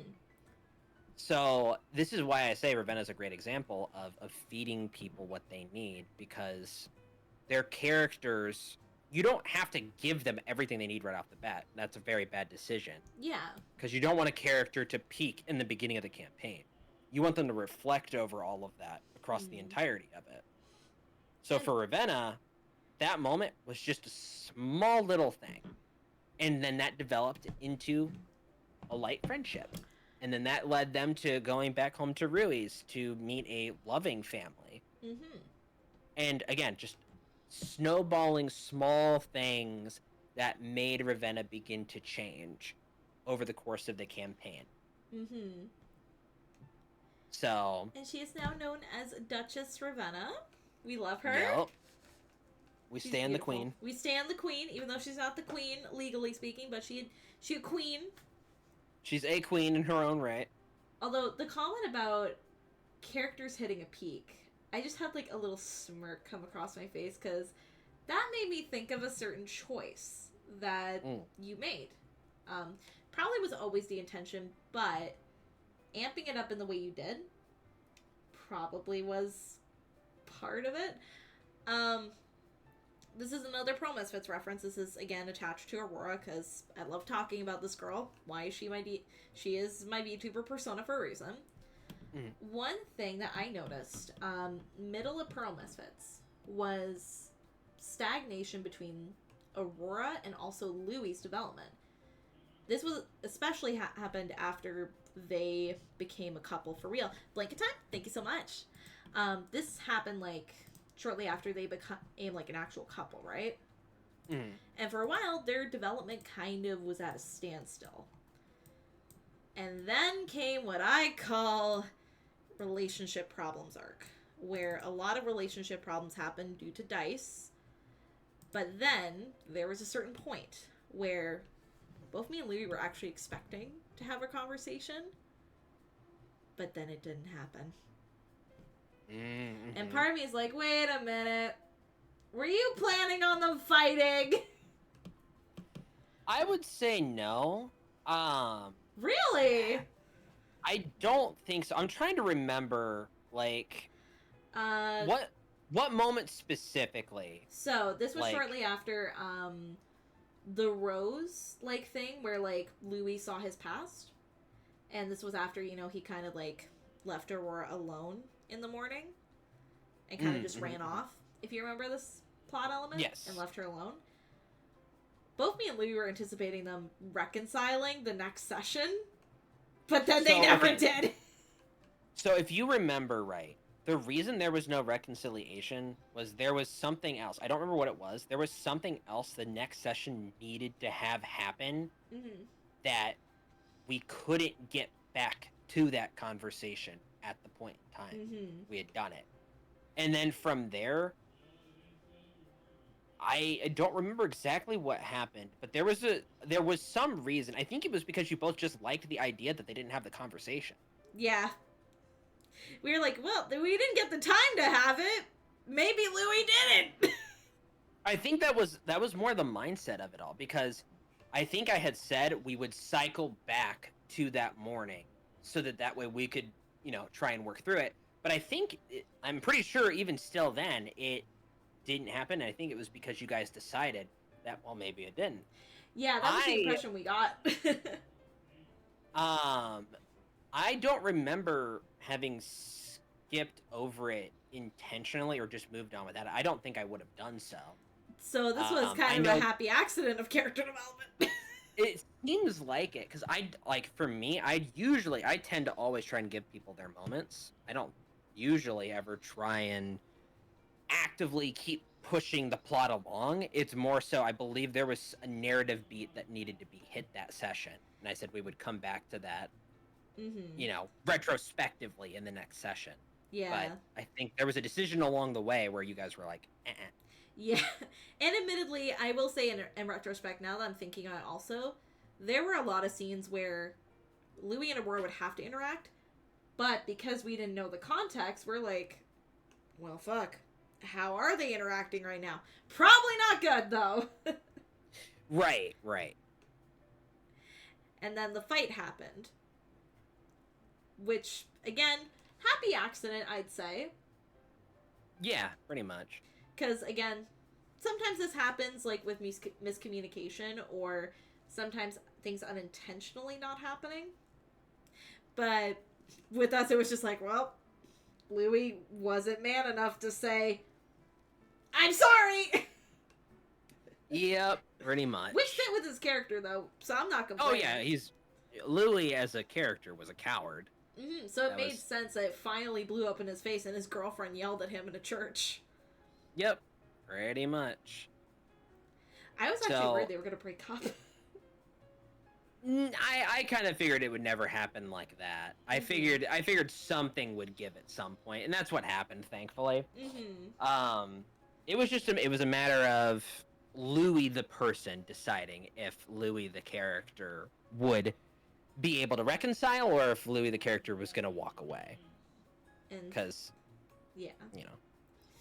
And thankfully he was like, nope, I fucked up with Aurora. What do I do? And I think him talking to Frax was actually a big moment of, like, he wants to fix this, but he doesn't know how to fix it. Yeah, pretty much. But a little that was what popped in mind of like hitting a peak. I was like, yeah, Aurora hit her peak pretty early, but then she was torn right back down. So here's an interesting thing, and this is something that I know Hikari wouldn't mind me sharing, especially now that the campaign's over. She absolutely 120% felt that Edelina peaked way too early. Yes, I felt that too. She absolutely felt Edelina peaked very, very early, and her arc narratively wrapped up nicely. It was satisfying. It happened early, and she was kind of left in this limbo space where she kind of had developed almost as much as she could, given what the backstory was about, and the rest of her resolution was the end. Yeah. You know. So kind basically. of. They both. I feel like they both peaked around the same period. So there were points where, like, you know, Adelina and Aurora are kind of just there. But then at a certain point, when push came to shove the first time with Louis and Aurora, that's when a little more pushing for these two characters came back up. Also, I have to step out. I have to go to the bathroom. I'm so sorry, but if you would like to discuss this further, go for it. Yeah. So it is very interesting because obviously, if you've been in Hikari's streams, you know who Adelina is. You've seen like the hair color, the eye colors, like toggles that she's got. You know the voice. Adelina is a character that Hikari has stated that she didn't give enough detail in her background to allow Adelina to grow past or to grow across the entirety of the campaign. A lot of her growth was able to happen early, and then her resolution for all of the rest of her problems were tied to the ending of the story. So, and the problem was, and it's good and it's bad. There's good and bad about it, but overall, it still worked out just fine because we found ways to circumvent this. But the reason for it is that Adelina as a character, when session 1 started, had already kind of been on the mend for having fixed her early misgivings in her life. She hadn't quite forgiven herself up until an event in Adelina's past where she eventually kind of reconciled that, like, okay, no, what I did was kind of a really terrible thing to do. And go ahead, you there? Yeah, I'm back. Okay, so I can talk about this because I don't know if you've ever heard this specific detail about Adelina's kind of backstory or not. Oh. But, and you might have, I don't know, I can't remember. I don't remember it coming up in campaign, but I do at least know that Hikari could have wound up telling you at some point. But essentially, Adelina, the reason that Adelina peaked so early is she had a moment prior to campaign where she sort of had reconciled some of the mistakes in her past. Yeah! And that was the moment where essentially Adelina, she's kind of forced into like a community service thing of working in a church of Helm. And she eventually kind of, while there and kind of, assisting in the church, somebody came in that had gotten in, their child had gotten involved with the Onyx Claw. And one of the things the Onyx Claw did early on is they would send ransom letters to the parents of the kids that came in. They would, or, not kids, young adults, whoever, their families, right? Would send ransom letters to their families and, basically like, you give us this money, we'll make sure that they're safe. And Adelina got to witness firsthand a parent come in crying over this letter. And she realized, like, oh, God, this is what I put my own family through. And it was something that it broke her a lot, but there's a lot it reconciled for her. So by the time we get to Adelina session 1, she's kind of already moved past that. There's a lot she is struggling to forgive herself over, and that's what we've resolved somewhat quickly in the story. But the big kind of thing, the turning point for her and why she turned to a cleric lifestyle, that's kind of what it was. It was more of like, oh, I kind of already grew out of that already. And the other bits that were part of Edelina's character that, you know, were in maybe like the first 5 to 10 sessions of the campaign, there were stuff that got thrown out very quickly because Edelina just kind of grew past it all very fast. One of those things was that Edelina, every session, was sleeping with somebody. Yep. And that was the character that Hikari wanted to play. She wanted to play that kind of very alluring character, but not a great character because she basically would sleep with people for money or make them pass out and then take the money, whatever it was. Like, she would basically, that was kind of like what the start of that character was. That's why she was part rogue. Is the best way to put it? Sleazy is okay, yeah. It's like there was a bit of sleaziness, and I think Edelina would agree with that if you called her sleazy Yeah. early on. But she moved out of that really quickly, which is it was kind of funny to me because she, like, Hikari, like that was what she wanted to play, was that kind of a character, and it died really fast. And it is what it is, because again, it shows growth. It's just we can retrospectively look back and be like, well, that may have happened a bit too quickly. And this here's another little insight for Edelina's character, that this is a nugget of stuff that we wound up not pursuing in any way, but there was potential. There was always this potential of Edelina getting not necessarily romantically involved, but we'll say physically involved with Musa. I remember this. Yes, there absolutely was always this potential for this to happen. And let me take a sip of water real quick. Yeah, go for it. You've been talking a lot. You need hydration. Ellis! Oh my God, we're talking about Musa, but maybe not the way that you thought we were going to talk about Musa. This is my coworker whose favorite character is Musa. Oh, okay, gotcha.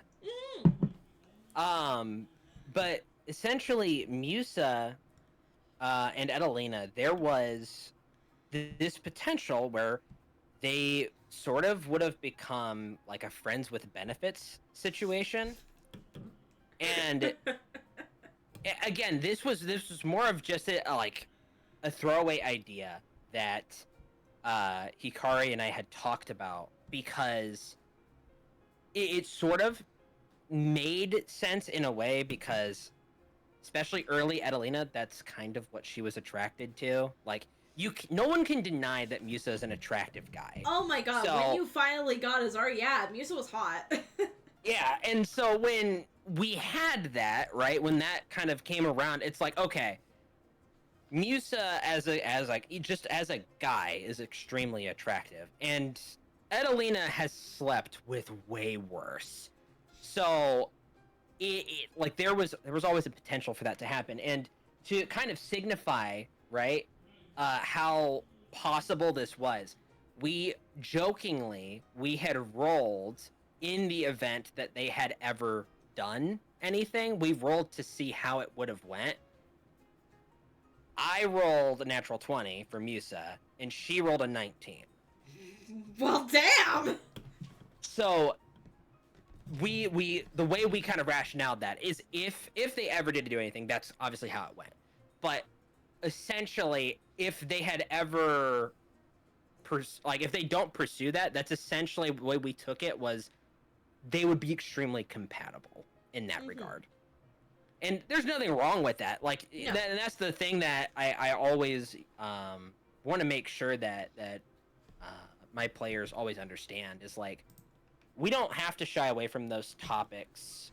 Yeah. Because we're all adults over these situations. These are just adult characters making decisions. They're deciding to do different things. Musa, the reason that Musa fought Adelina on advances just really quickly was because Musa just felt too old for Adelina. And on top of that, it felt wrong to him because it's like,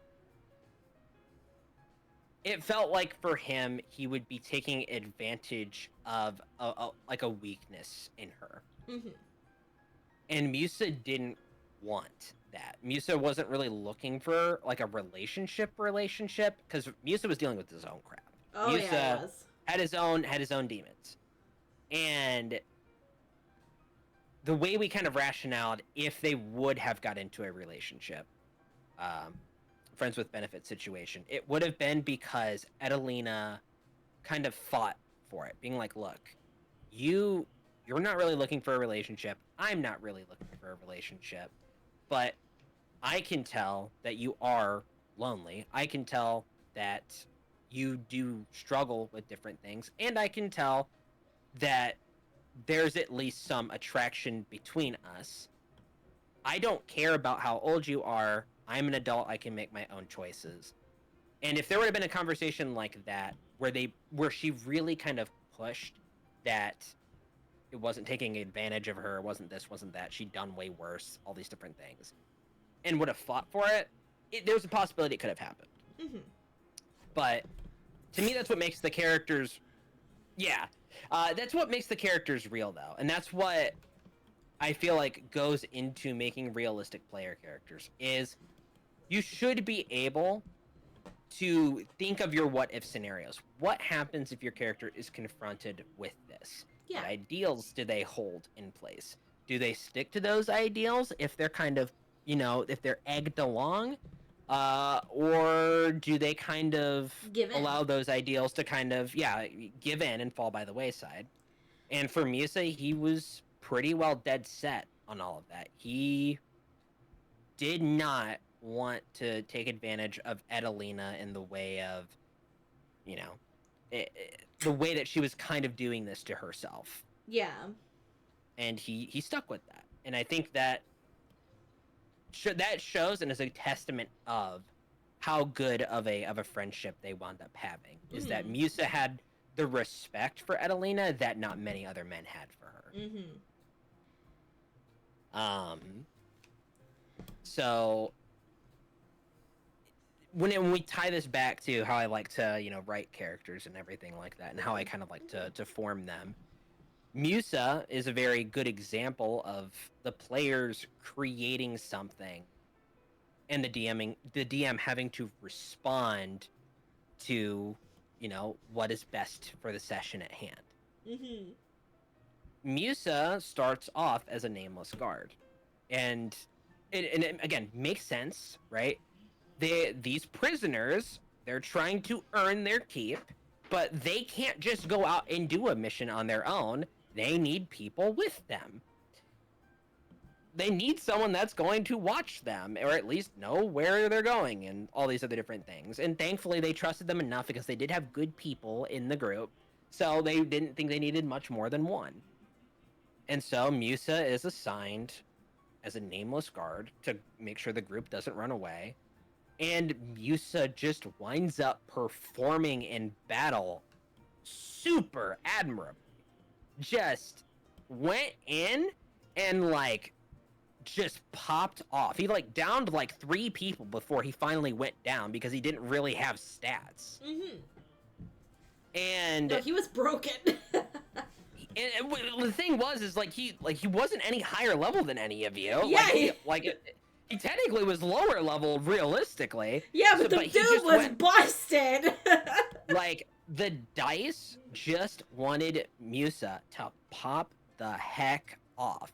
And so in the moment, this NPC is laying waste to the Onyx Claw right now. And eventually goes down. And the party is like, can we keep him? Specifically, this was Adelina's player Hikari and me.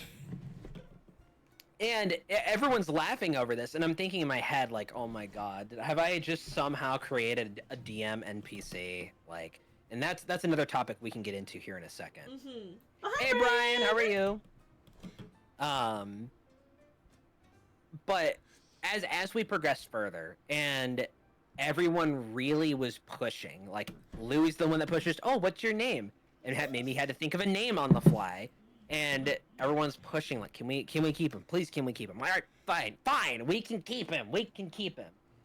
And the reason I was hesitant to keep Musa in the beginning was not just because I didn't prep him. It wasn't that. It's more so because there is a... Oh, you're frustrated? I'm sorry to hear that. Hopefully, just being here can kind of ease those frustrations a little bit. And we're having fun. Yeah, we're having fun right now. We're just talking about D&D and dungeon mastering stuff. Yeah, originally we were Osuing, but that changed when the topic came up, and I was like, Tyler, you want to be chaotic tonight and talk D&D on stream? Also, Alice, about that, yeah, yes, he is.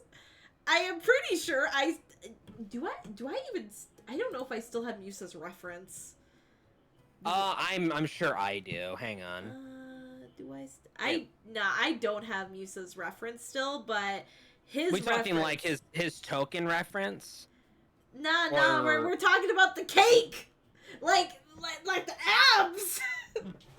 Oh, okay, okay, hang on. I have all of these somewhere. Let me see if I can find them. Oh, have a good night, MDMB. Thank you so much for stopping by. We really appreciate it. Thank you so much. Have a good one. Yeah, I am pretty... Oh, not what I meant by caked up. Oh. Well, he is quite toned, though. Oh, wait, caked up. Do you mean the ass? Did you mean the ass? There's possibility. Tyler, can you confirm? Does Musa have a good butt? Dude's like all muscle. I'd have to imagine it's pretty good. Noted. Tell your friend I say bye. Well, he can see. Yeah, I can see. Bye-bye. He's been responding to things faster than I have.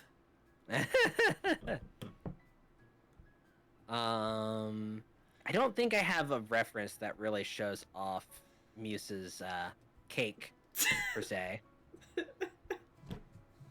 Listen, you gotta have a stacked ass to do those historical homologies.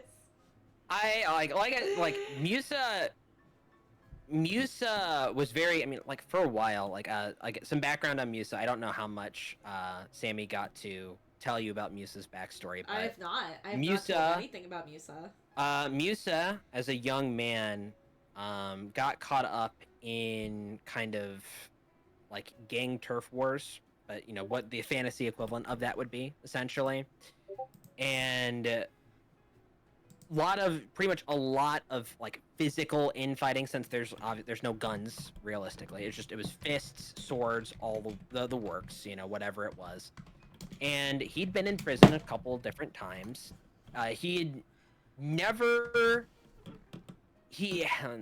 We'll get to it. He had at one point he had never killed anybody, but it just, again, violence. You're gonna get brought in, and between being in there and being out, Musa was very dedicated to exercising. So he was very chiseled even early on. Mm-hmm.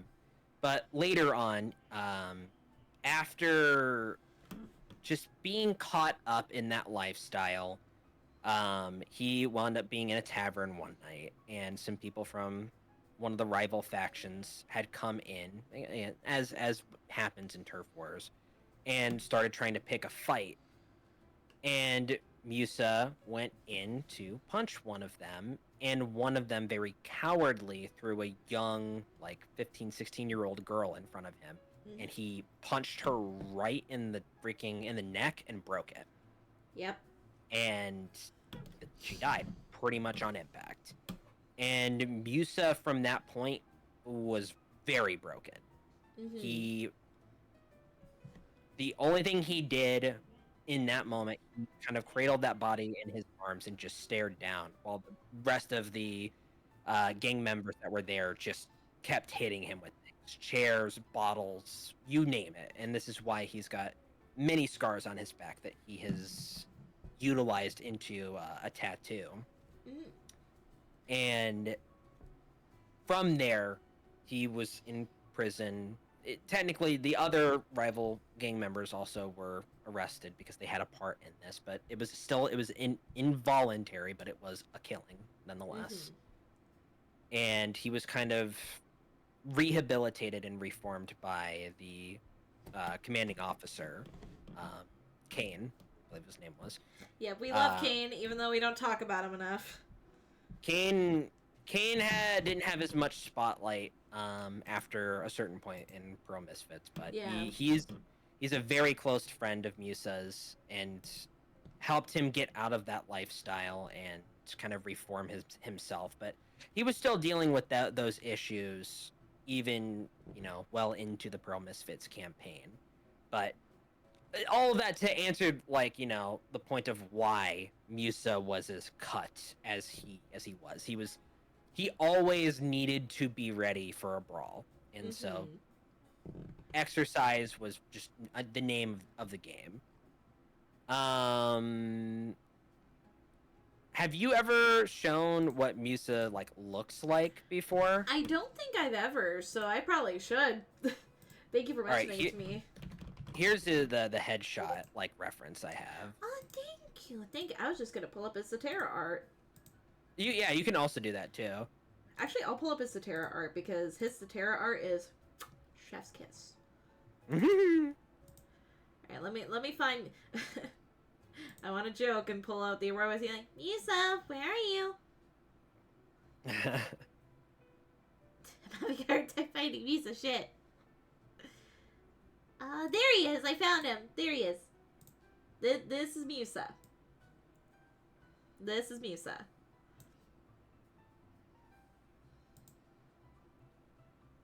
I'm waiting on my end. I have a little bit of delay. There we go. There he is. There is the man of the hour.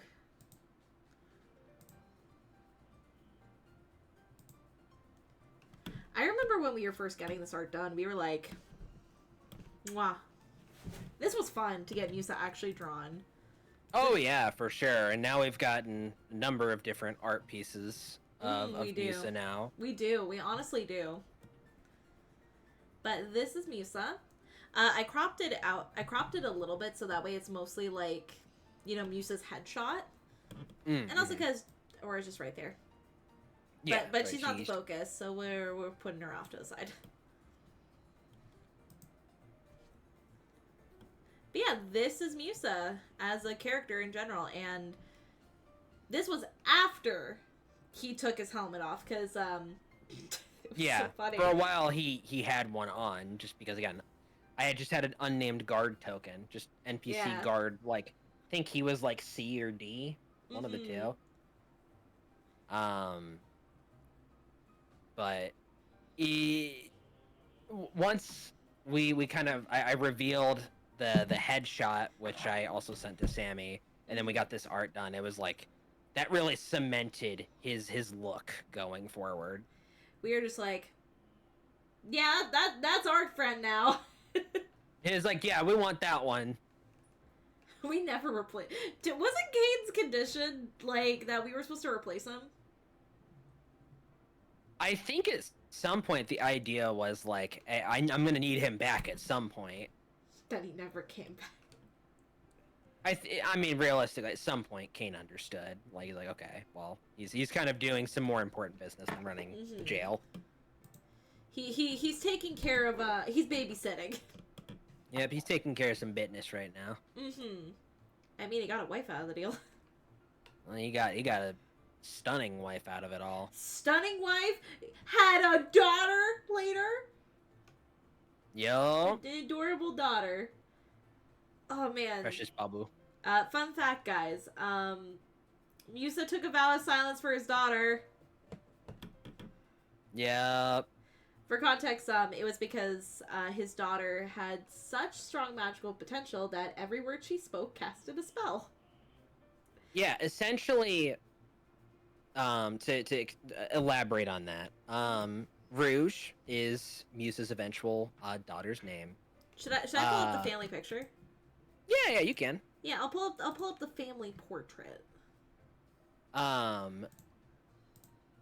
Rouge is from, obviously Musa's line, but a line of very powerful magic users, and the source of which I won't go into because that's its own, story in and of itself. Yeah, but Rose, Musa's wife, is a very, very powerful imbued magic user, and it only ever got stronger.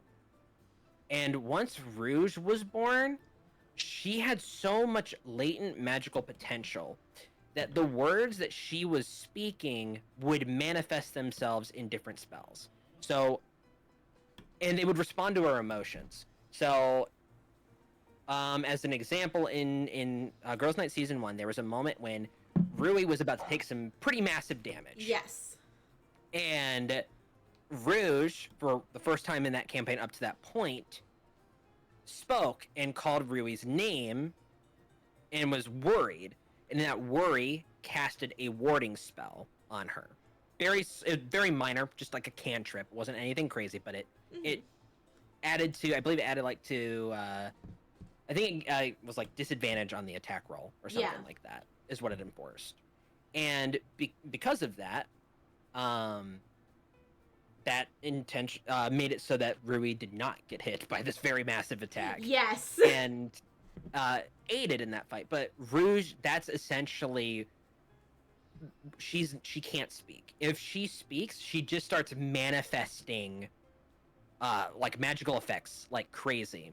And so she had to keep her mouth shut and respond only like telepathically. Mm-hmm. And Musa, because he very much cares about his family, he loves his daughter to death. Oh shit! Welcome. Hi, hello, Cordy. We're talking about D&D shenanigans. Yo. Give me a shout out real quick. Say that again? I'm just giving Cordy a shout out. Oh, a shout out. Yeah. Gotcha. But Musa, he loves his family. He loves his daughter to death. And because she wasn't allowed to speak, and he knew that would likely make her sad because she wants to talk, he decided he would take a vow of silence with her. So whenever he's with her, he doesn't talk. He keeps, he's like with her. He stays quiet, and they just communicate telepathically back and forth. Mm-hmm. Oh, hard time with the second dungeon, Twilight Princess. Understandable. But hopefully you're still having fun with it. I know Twilight Princess is a pretty beloved Zelda game in the franchise, so hopefully it's still going well. But I know that those dungeons, they can be a little bit difficult at times, for sure. Also, I hate to do this to you again, but I gotta stop drinking water because I have to go to the bathroom again. I figured as much. It's all good. I'll be right back. But continue on, because I do know the story. Yeah. So... Oh gosh, she left her headphones way too close to her microphone. Let me back up a little bit.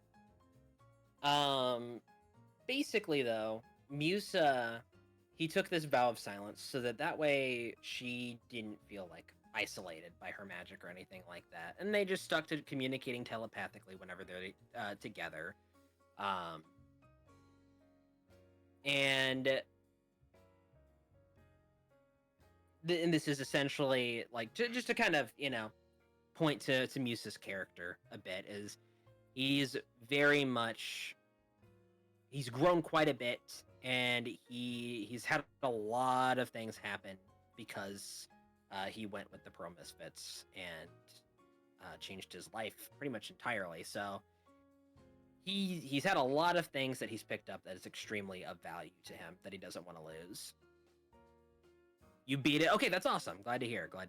Yeah, and I did hear that this was your first Zelda, so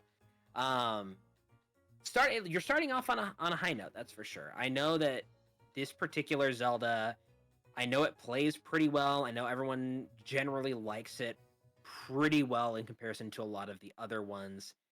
It's not ever seemed as clunky to me as some of the older games like Ocarina and Majora. but auto jump throws you off. Okay, yeah, that makes sense. That's understandable. Also, Welcome I'm back. Yeah. Were you saying something about my model? What happened? Oh, you put your headphones too close to the microphone. I had to back up so I didn't hear myself. Oh shit! I am so sorry. It's all good. It's all good. I didn't realize I did that. No, it's fine. I didn't notice it until I went to talk. I'm like, wait, is that my voice? Let me back up a little bit. Sorry. It's all good. It's all good. I apologize. But yeah, I pretty much finished talking about like you know Yusa and his views on stuff, what he's gained since the Pro Misfits, all that kind of stuff.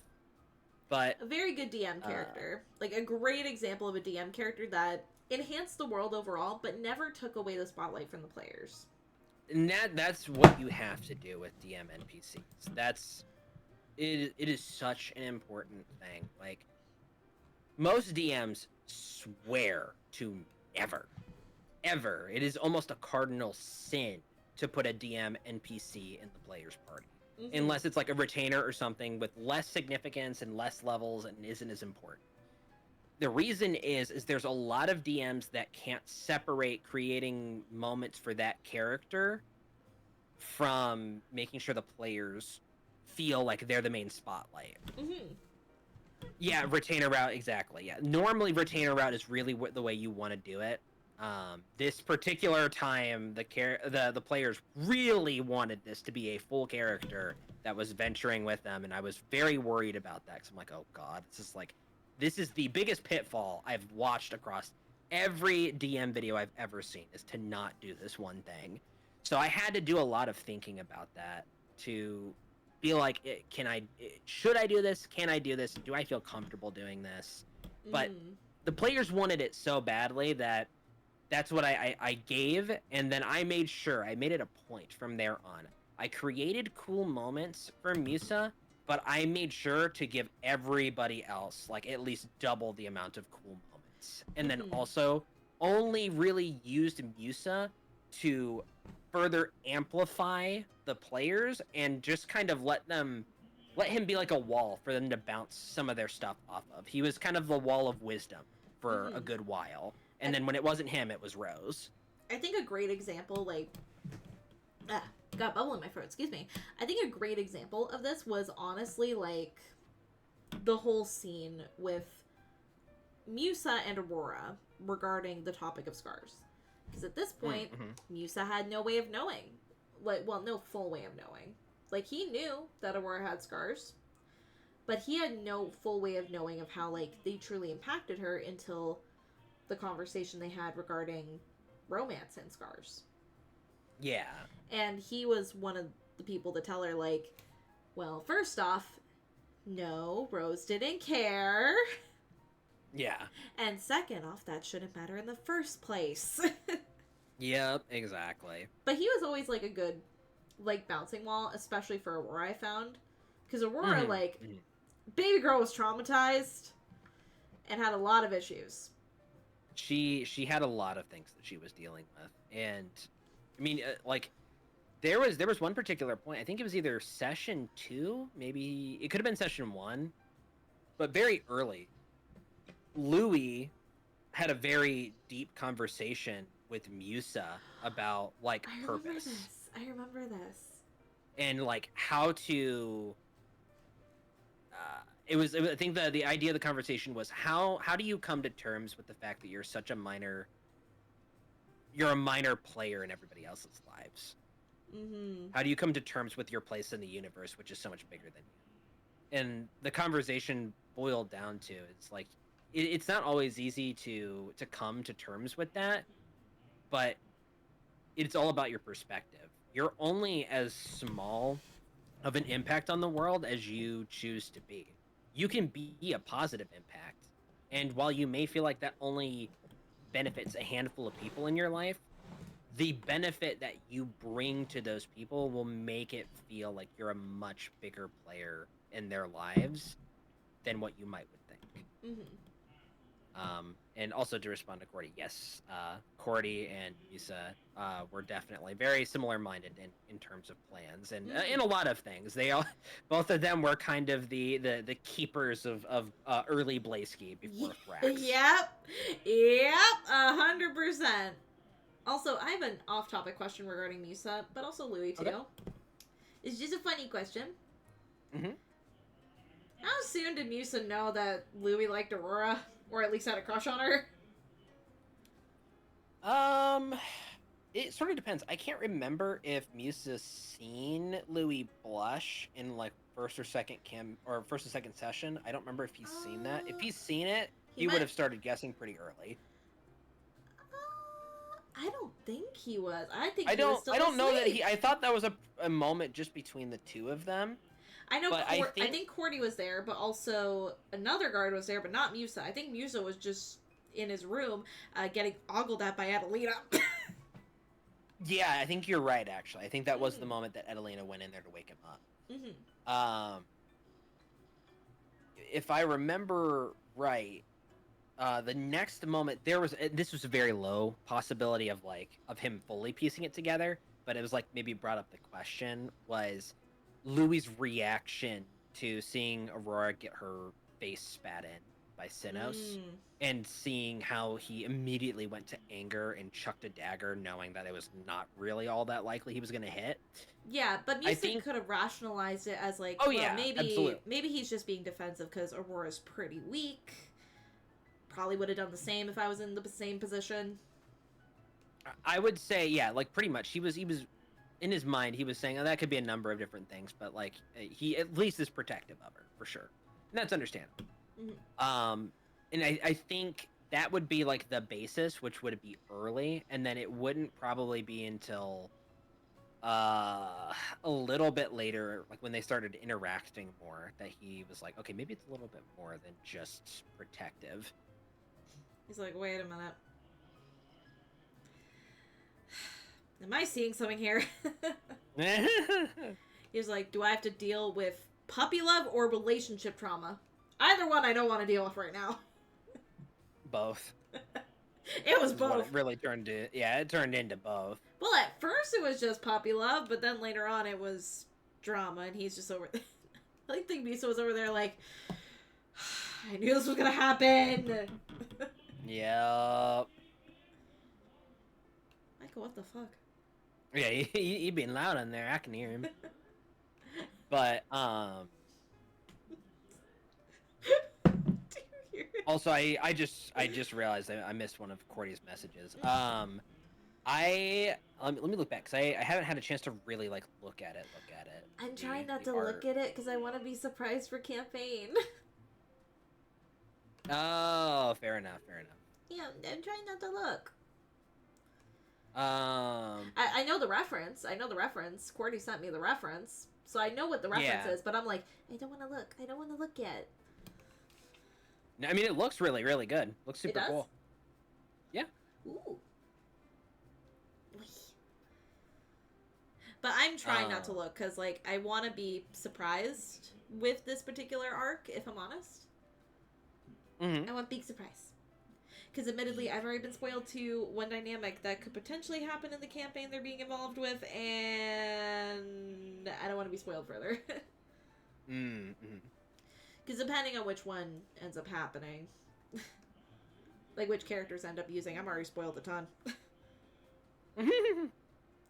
Because, you know, I plan things out with Hikari. Right. Yeah. Let me... Sorry. My throat's dried out. Actually, while I like you heal your throat a little bit, why don't I talk about how I implemented a DM character? Yeah. Alright, so I've done this two ways. One of which was a temporary party member. This was mostly for my elementary school students, while the other one was a permanent party member. So the temporary party member happened in what I nicknamed Vanished. The idea was that Aurora, pre-Pro Misfits, would be encountered in this town very briefly, and in this original concept, Aurora was going to be the hostage of the first, like, battle encounter, so they had a reason to fight and protect her. In Aurora, like, I specifically was like, okay, she's only going to be here temporarily. She's mainly here to be a damsel, if I'm honest. But also to be a source of information. Because, admittedly, these people would be slightly connected to the Onyx Claw. So she would be a good source of information, but you have to tread careful water when getting information out of her. This was one thing I wanted to teach my students, was empathy for people with trauma. And for Aurora, she was freshly traumatized, so you had to be extremely careful when talking to her. Yeah. And also, she would have very extreme reactions. For example, if, like, you were kind to her, she would actually help you in the fight. Like, she would heal you, or if your character did not have a weapon for some reason that would work, she would pass you her weapon. But, for the most part... Oh, yeah, and also, if you were rude to her, or if you pressured her, she would actually be upset that you guys were the one to come save her. Because she's like, fuck, these people? They're gonna hurt me more! And for the most part, she either... In most campaigns, I will say for elementary, the concept was that she always left early. Like, shortly after battle, maybe a conversation or two, she ran away. Because at that point, the trauma was too much, and she didn't want to handle it. However, for the group that was the kindest to her, this was actually the group that you DM'd the wedding scene for. Oh, yeah. Spoilers for Aurora. Well, I mean, it's obvious that Louis and Aurora are going to get married at some point, if I'm honest. Yeah. They're cute together. There was one group where it made sense for Aurora to stay, in particular because they made it a point to make sure she didn't run away. Rather, they wanted to keep talking to her and see if she knew any more information. And then someone dropped a bombshell that they were an assassin right at the end of session, which kept Aurora long enough for them to move her to a different location to talk to her. And as a result, they tried to keep her in the party. And I adapted to this. I was like, okay, Aurora can't be a focus. This is not her story. And at this point, she can't change much. What can she do? Well, she can maybe be someone that they look after. And she was kind of like, I guess one of those, an escort, essentially, that they had to keep an eye on. Yeah, and right, a charge. By their commander's order, they were like, hey, before Aurora goes, why don't you guys go to the For the Love of Happiness Festival, also known as my game's version of a Pride Festival. Why not take her there? There might be something fun, and it might make her feel better. But they made a point to beg for her to stay, and I allowed a collective persuasion check. And she stayed briefly. But she could not be involved in the final fight. Yeah. She was sent away. Although I did add a cute little Aurora reference in the final fight, but it was a restricted reference. But these players, I let them fight for it. I never like pushed Aurora on them. Rather, I just kept them around. Kept her around for the most part to make these kids, like, smile. However, there was one where I feel like I fumbled the bag a little bit, but mainly in character development. And that was Hoshko in the high school campaign, or what I nicknamed Starry Eye Journey. So Hoshko was the commander, and this time it was a commander that the players actually connected with pretty well. She was known as a tutor at this point, a established tutor that needed help. However, canonically, Hoshko was pretty strong. But in fights, I actually played down her level severely. Specifically because I never wanted to take the spotlight away from the kids. But this created a plot hole with the kids. They're like, wait, Hoshko's had all these experiences that's been published. Why is she not stronger? Why isn't she handling this on her own? And this resulted in a big issue. Especially in Group 4. Admittedly, it's the one I had to get Aizen involved in. Where I made Aizen call Hoshko out. He's like, why are you not using your full abilities? I get that you're not a leader. But you shouldn't be doing this. You could have gotten all these people killed. Right. And, I mean, it resulted in a good character moment, but I feel like I fumbled the bag.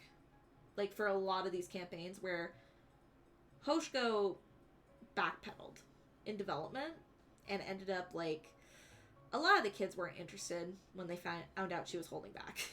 They were a little upset. There's it's again, having somebody that's higher level in the party is difficult. Yeah. Which is why in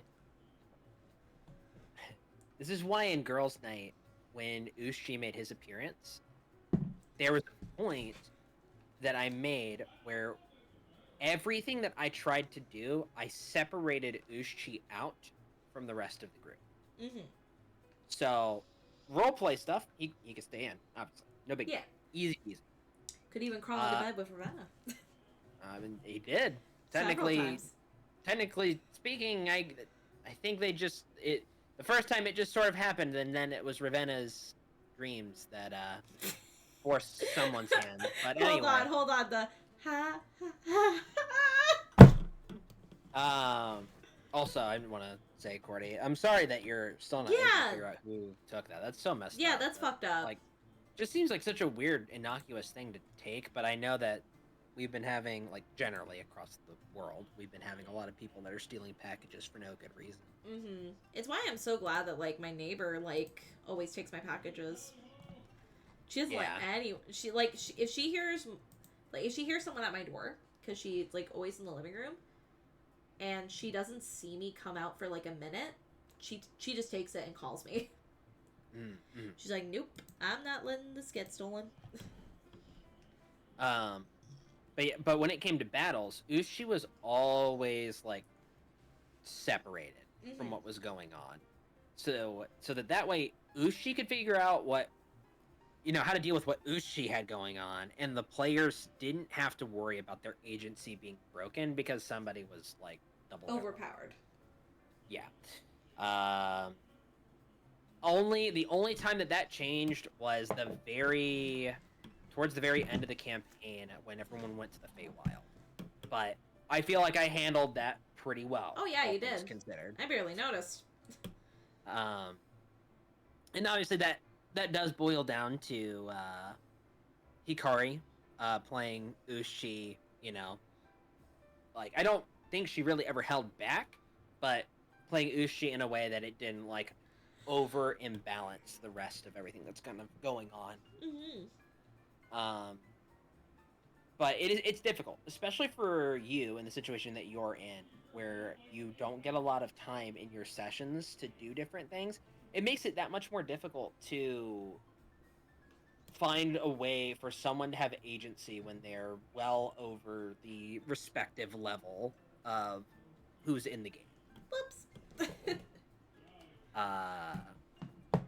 But the good thing is it's a learning process. It is. You're always, as a DM, you can't take things super personally unless, again, someone's just being a jerk. Like, yeah. You can rationalize that. But if someone has a good, valid criticism of you, it's always good to not let that get overly emotional in you, but to instead take that and learn from it, and then know how to apply it better the next time. Mm-hmm. One valid criticism I can always say about myself is, I suck at battles! Battles are difficult to manage. They really are. And thankfully, that comes with time. Mm-hmm. And also, having more time to do said battles. Yep. Having 40 minutes is not ideal. Also, I will say, we might want to wrap up stream soon, because I work at 10 o'clock tomorrow. Oh, yeah, that would be a good idea. Yeah! But, would there be anything else you would like to say? Oh, have a good night, Stove! Perfect timing! Perfect timing! See you, Stove! See you, Stove! I would say, in closing to all of this, if you ever want to be a DM, or you ever feel like you want to give it a shot, there's a number of wonderful resources out there, a number of wonderful channels that you can learn so much from. And I would just say, don't get intimidated by what feels like a million rules and all these different things and how to balance characters, world building, and I've got to make maps, I've got to do this. don't focus so much on all of that stuff. Focus on the fun parts of what being a DM is, which is creating a world, get kind of lost in the lore of it, and use some of the advice that we've kind of given you tonight to just think about how it is you want to bring your players through an adventure. I would say, starting advice, do a one shot. Yeah. Just think about how you want to go from start to finish in one session and how you want to let the players move between that goal. And one thing I would also like to say is that if you know someone who is an active DM or who has DM'd multiple campaigns, do not hesitate to reach out. If you want to start being a DM, I am 99.9% sure that DM in your life who is probably a forever DM would be more than willing to lend you resources or to simply have a discussion with you about what makes a good DM and what makes a good D&D campaign. And I will say, this is one conversation I had with Tyler right before I started DMing. I think, did I come to you panicked? I think so, yeah. Pretty sure. Because I think, like, my first DMing experience came way faster than I expected. I didn't think it was going to happen so soon. But when I got the offer from, like, the school I was working with at the time, I think I texted you, like, really panicked. Like, Tyler, I don't know what to do. I don't even know how to DM, help! And you were there for me. Now, granted, there was a mixture of excitement in there as well, but it was a lot of nervous energy, for sure. It was a lot of nervous energy, but I think, Tyler, as a forever DM, were you happy that I became one myself? Oh, yeah, absolutely, for sure. It's always good to see more people taking up that mantle, so that way, one, you get to learn more about what's behind the screen and use that to become a better player. But for two, it's always nice to have more people out there so that more people get to experience being a player. Mm-hmm. I'll also jump in on that last comment there. Yeah, Matt Colville, fantastic DM on YouTube, has like a trove of good advice all throughout. Very well written, well spoken individual, has a lot of insight as he has worked in the game industry for years and is using that to make his own. He's made his own supplements for D&D, but is also working to make his own system outside of D&D to play a tabletop role-playing game. So, absolutely. Matt Mercer is another great one to learn from. Brendan Lee Mulligan, another great person to learn from. There's a wealth of information out there. It just what matters is taking the time to at least get the general concept of D&D, and I will say, you don't have to go for like, oh, the hardest core campaign at first. No, you can have like a simple one-shot. Heck, your first D&D campaign doesn't even have to have fights. If you are uncomfortable with handling fights at first, you can 100% just have a roleplay version of D&D, if that is your cup of tea. Although, granted, having battles is fun. But if you just want to try D&D, like, and just roleplay, that's up to you.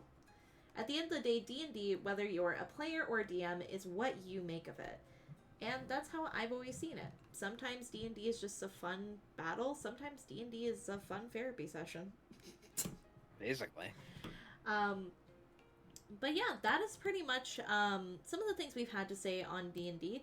I think, honestly, I would love to have you on board for, like, maybe another stream where we talk about maybe, like, concepts that we've had. Because I feel like that would just be fun to bounce off of you in general.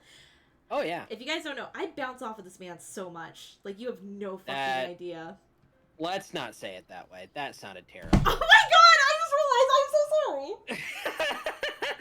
Let's not say it like that. Let's say I bounce ideas off that or something. Let's not... I'm so sorry. I didn't mean it's that. It's okay. You're fine. I don't care. That just... that was just certainly a phrasing of the way you could say that sentence. Tyler, how bad is my phrasing? It can get pretty bad at times. There's definitely your brain doesn't always think of the ramifications of the sentences that come out of your mouth. I need to go wash it out with soap. But point being, I should have just said brainstorm. What am I thinking? I brainstormed so much with this guy. You have no idea. Yup, we have many a brainstorming session. Mm-hmm. But I think this would be a good place to end stream, so that way I don't embarrass myself further. I'm so embarrassed. Not gonna lie, I am so glad that, like, Girls Night Crew isn't here, because otherwise he'd be like, Sammy, what the fuck? Yeah, that would have been interesting. Yeah, but point being, we are going to wrap up stream here. We're not going to do a raid tonight just because we've been going on for far long enough, and I need to shower. I need to go to sleep. But thank you so much, Tyler. I'm actually going to give your Flurp a hug. Yes, hugs. He is a Flurp. I am Flurp. You are the Flurp on my shoulder. It's wonderful to be here. Alright, but thank you guys so much, and thank you, Tyler, for being here. Yeah, for sure. Anytime. Alright, bye guys!